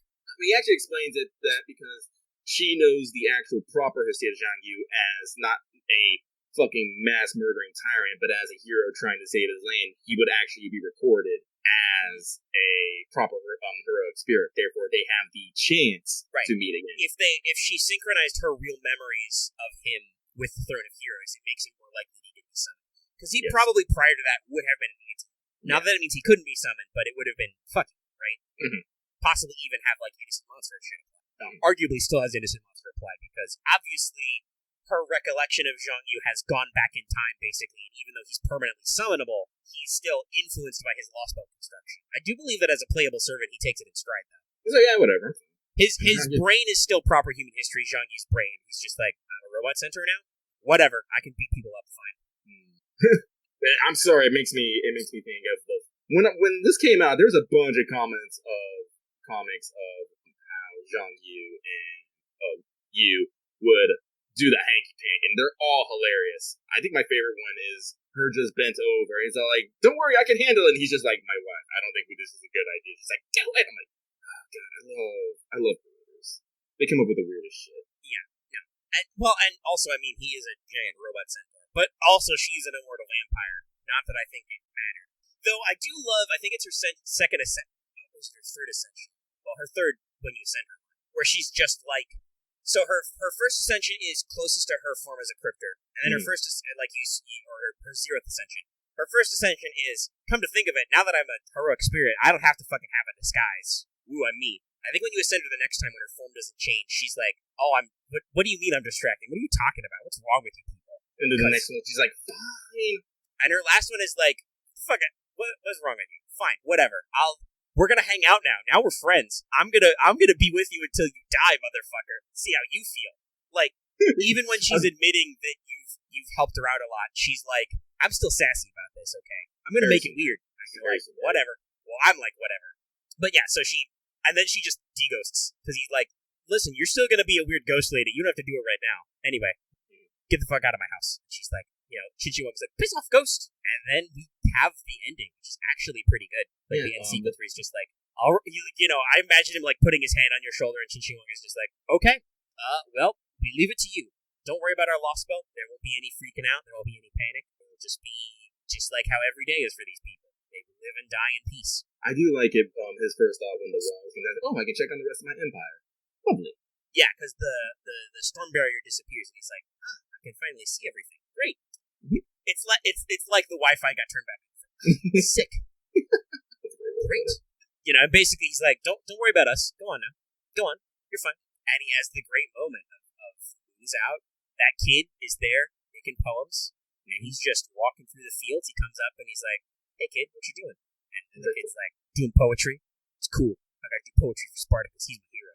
He's like, neat. I do like it. Moon, huh? He's all, and I do like it. Like he's like in this moment, he's all retrospective. But like all that poetry about me was really cool. But wouldn't it have actually hurt to have some poetry about something else? He's like, Well, and I think it's that little moment, right, where he realizes that maybe like now that it's over, he thinks about, maybe I was wrong to stop to like consider my world perfect. Because think about it, he has rocketry, right? He built the Great Wall in space. He probably didn't go to the moon. Why would he go to the moon? There's nothing there. That doesn't make sense for him. There's no people there. There's no resources to be benefited. It's fine. So looking up at the moon, he realizes that like, shit, that's another like a what if? Like where did we lose our sense of wonder? I think basically that's kind of what I felt. It's like he's reminiscing. He's like, that was cool, but could I have been cooler? And then he just stands in the fields as it all fades away. oh, I know. I love it how he was all like, who are you? He's like, I'm the motherfucking emperor. He's like, really? Like he actually talked to his people. One-to-one, yeah. It reminds me a little bit of how Salieri played piano for those Yaga. Where he was like, nah, I'm not leaving. I'm gonna show these people what the fuck music is. Yeah, I'm gonna play Twinkle Twinkle Little Star. And I am going to kick ass at it. Because, it's really interesting. Scotty has to let her people know, like, it is a special day. You may sleep in. Don't go outside. It's sad thinking about her.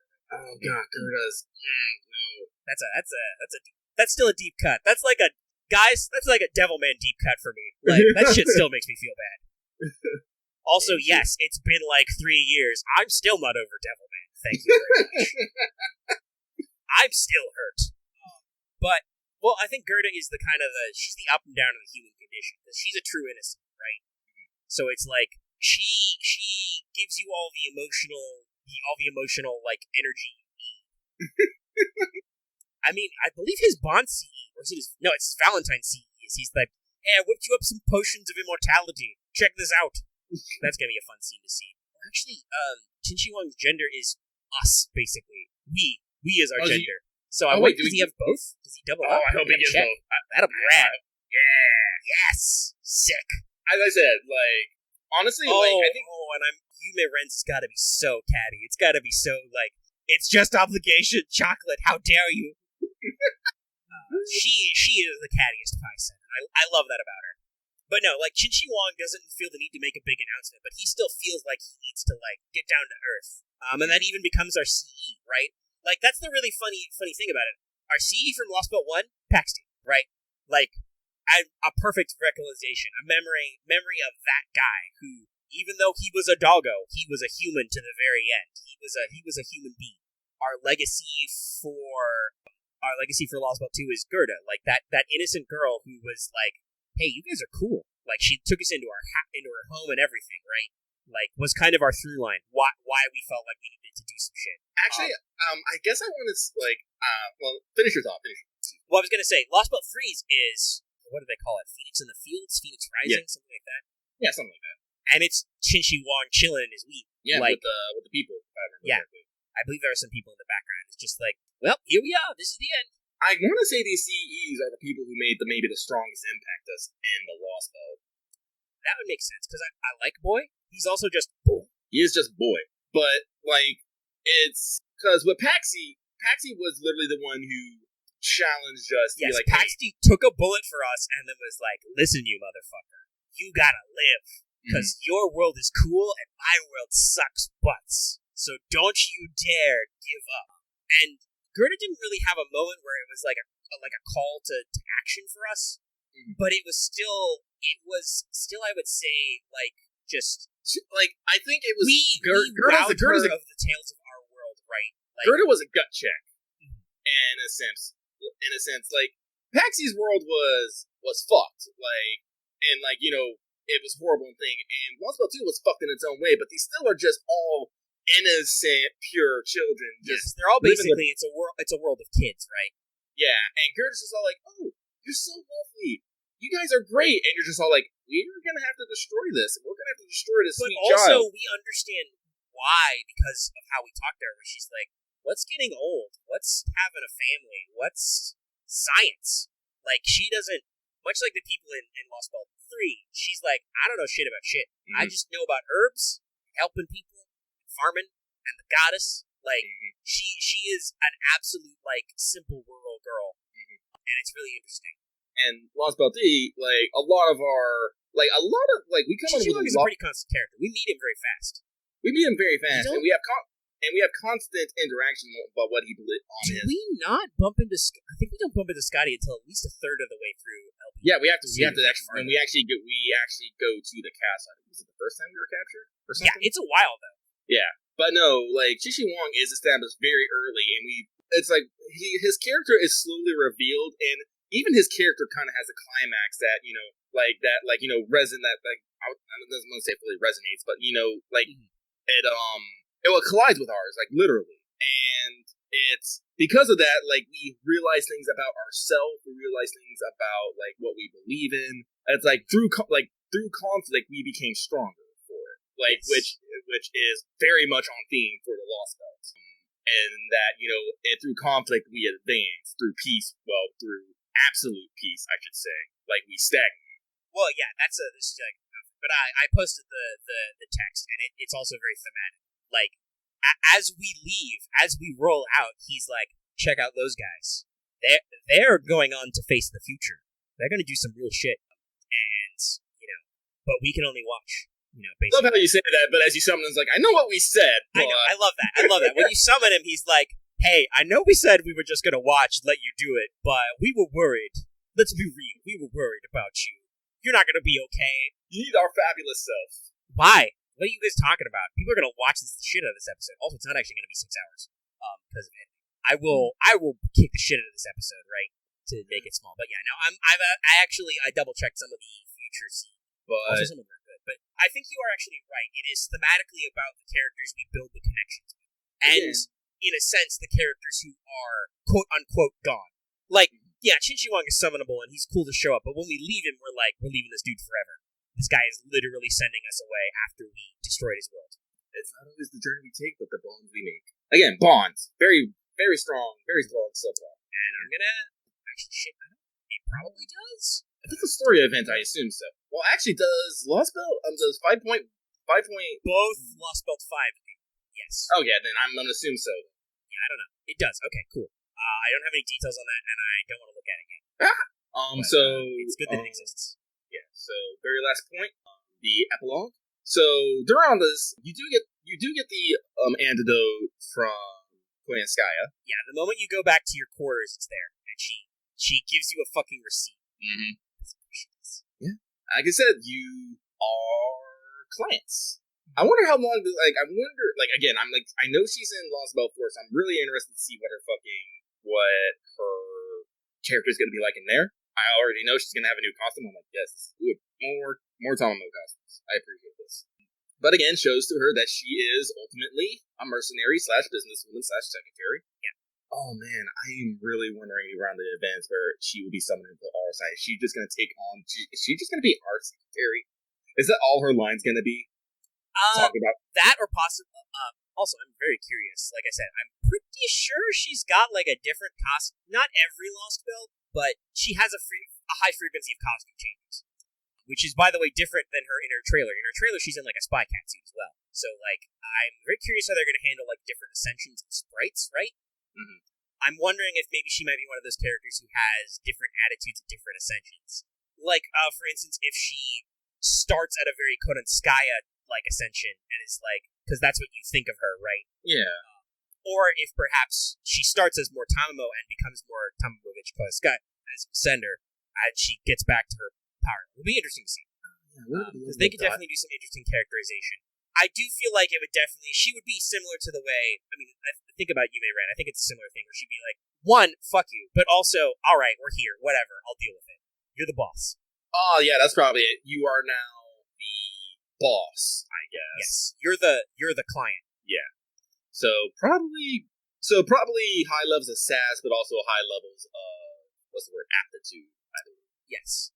Like, I feel like you know, like her line when there's an event going will probably be like, "Should I pencil on your appointments?" Yeah, basically like, looks like something's going on. Do you want me to take care of it, or you better do something about it, nerd? I expect she will have an incredibly catty line for regular Tamamo, and probably Tama Cat. I don't know if Cat will be catty or if it will just be like, what the fuck, me?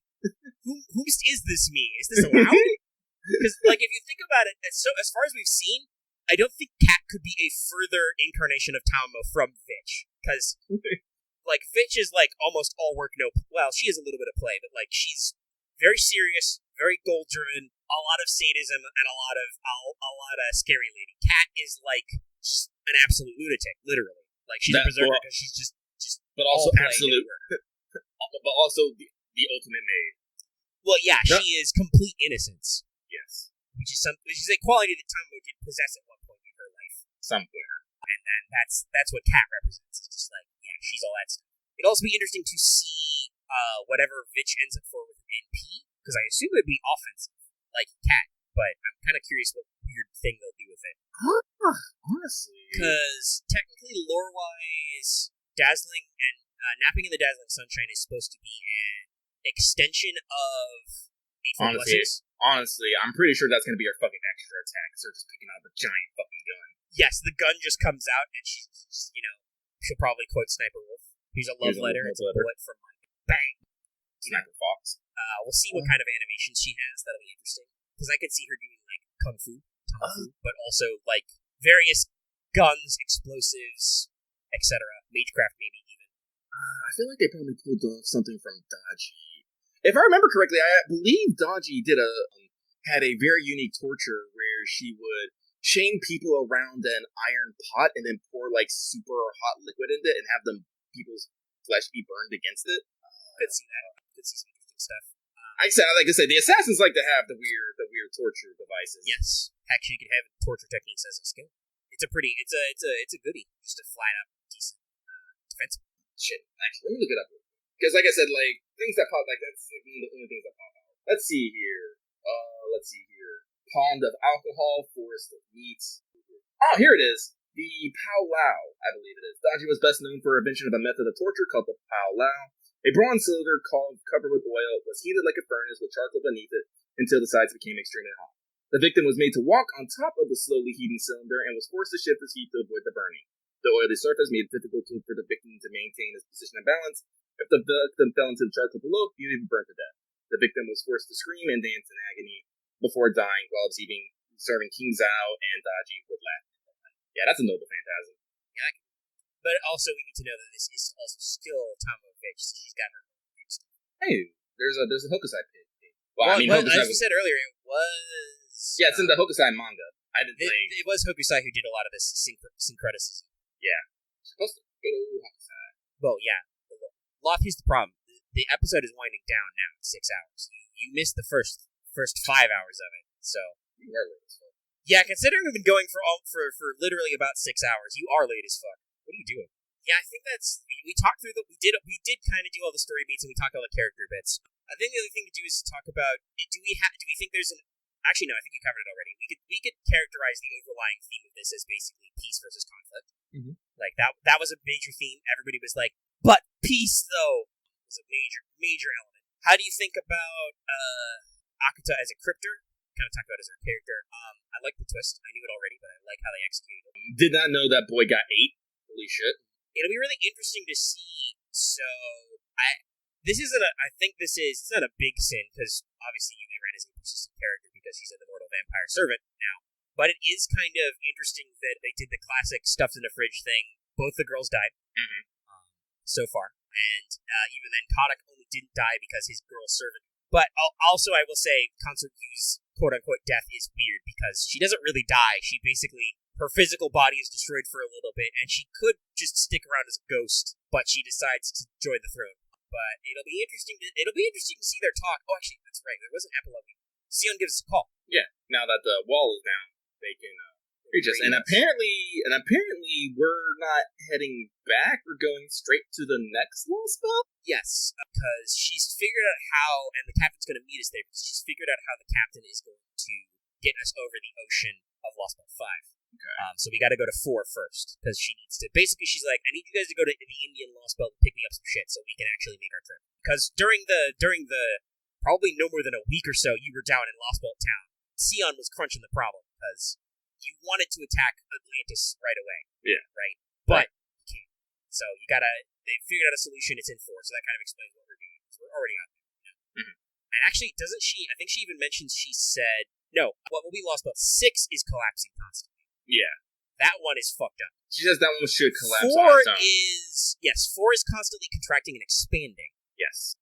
Which is weird, but it's not like gonna explode because it has a very firm difference depth. Whereas Lostbelt 6, canonically now called Avalon Fang, which literally is like different depths EX. But anyway, I think Shion even actually says she's gonna like have the fucking wandering sea like wander over to us so we can get picked up and get some tech, which will also give us an excuse to maybe do some race shifting events. Yay.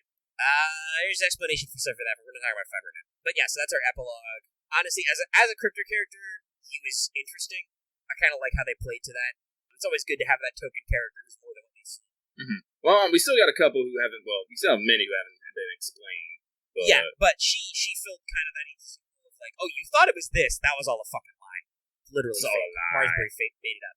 She's actually a vampire. Because Marbury really wants us to see. You gotta remember, Marsbury, even though he did this really great organization that has saved the world, is a fucking mage. Well, and this literally gets brought up when we talk about this backstory stuff, where it's like, no, Marsbury, he needed race shifting to work, so he figured a nigh immortal true ancestor would be able to do it, even if humans couldn't do it. So he'll get one in the organization and keep her around, and like, he's trying to do good, but also he did, like, it was bait, but it was fair bait, right? Where he was like, listen, my organization, Chaldea, we're small, we're insulated, we're not going to ask any questions.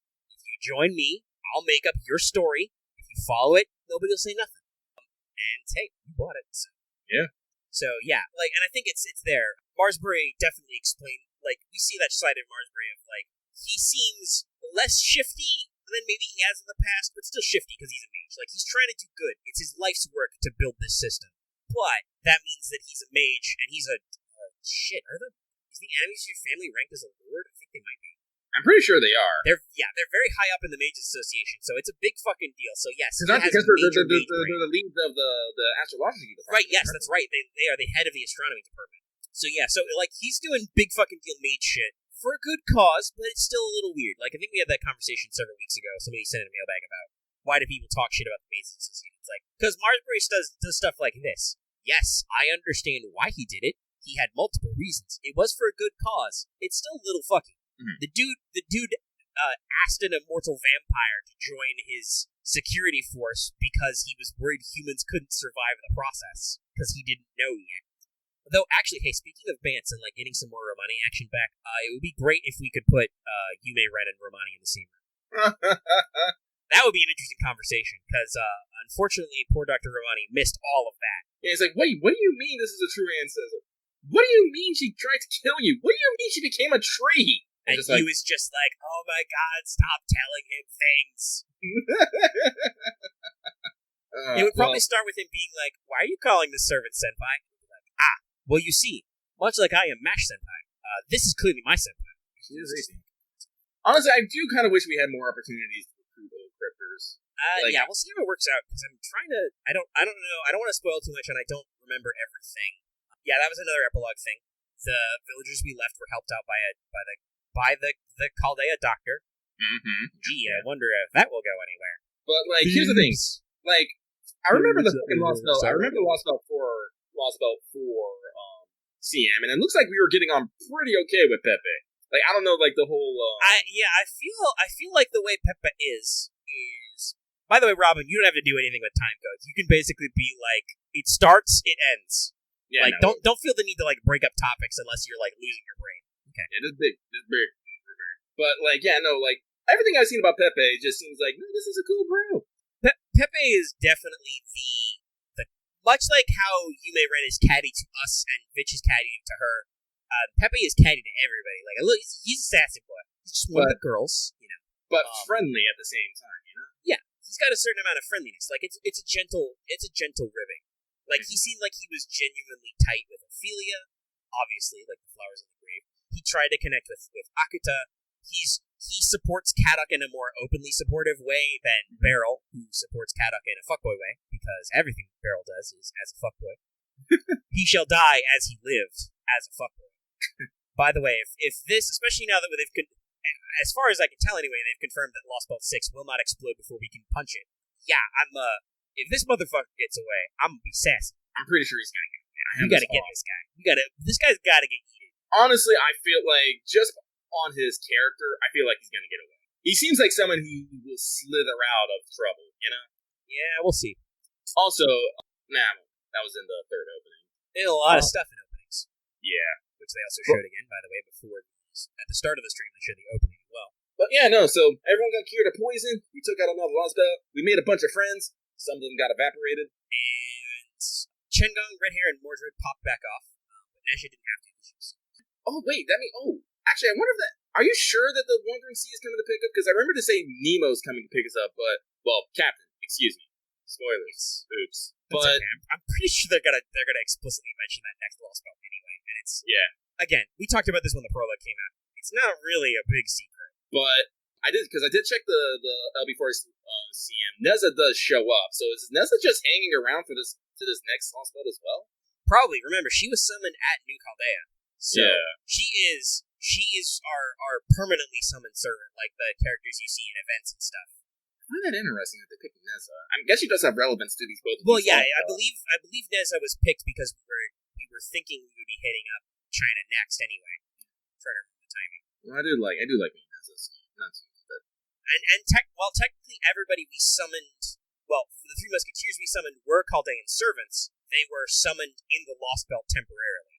Using our sweet briefcase. Yes. Whereas Chengong and Red Hair were summoned by the counterforce. Summoned by the land! Yes, when the connection was forged, the counterforce was like, Kill Bill alarms going off. Fucking Zordon, Alvo, give me teenagers without give me servants with attitude. They definitely had that. Well, I mean, it worked. I mean, Red Hair had the power, and Chengong had the brains we needed. Pretty fun, guys. Can't wait to see it. So it'll be interesting.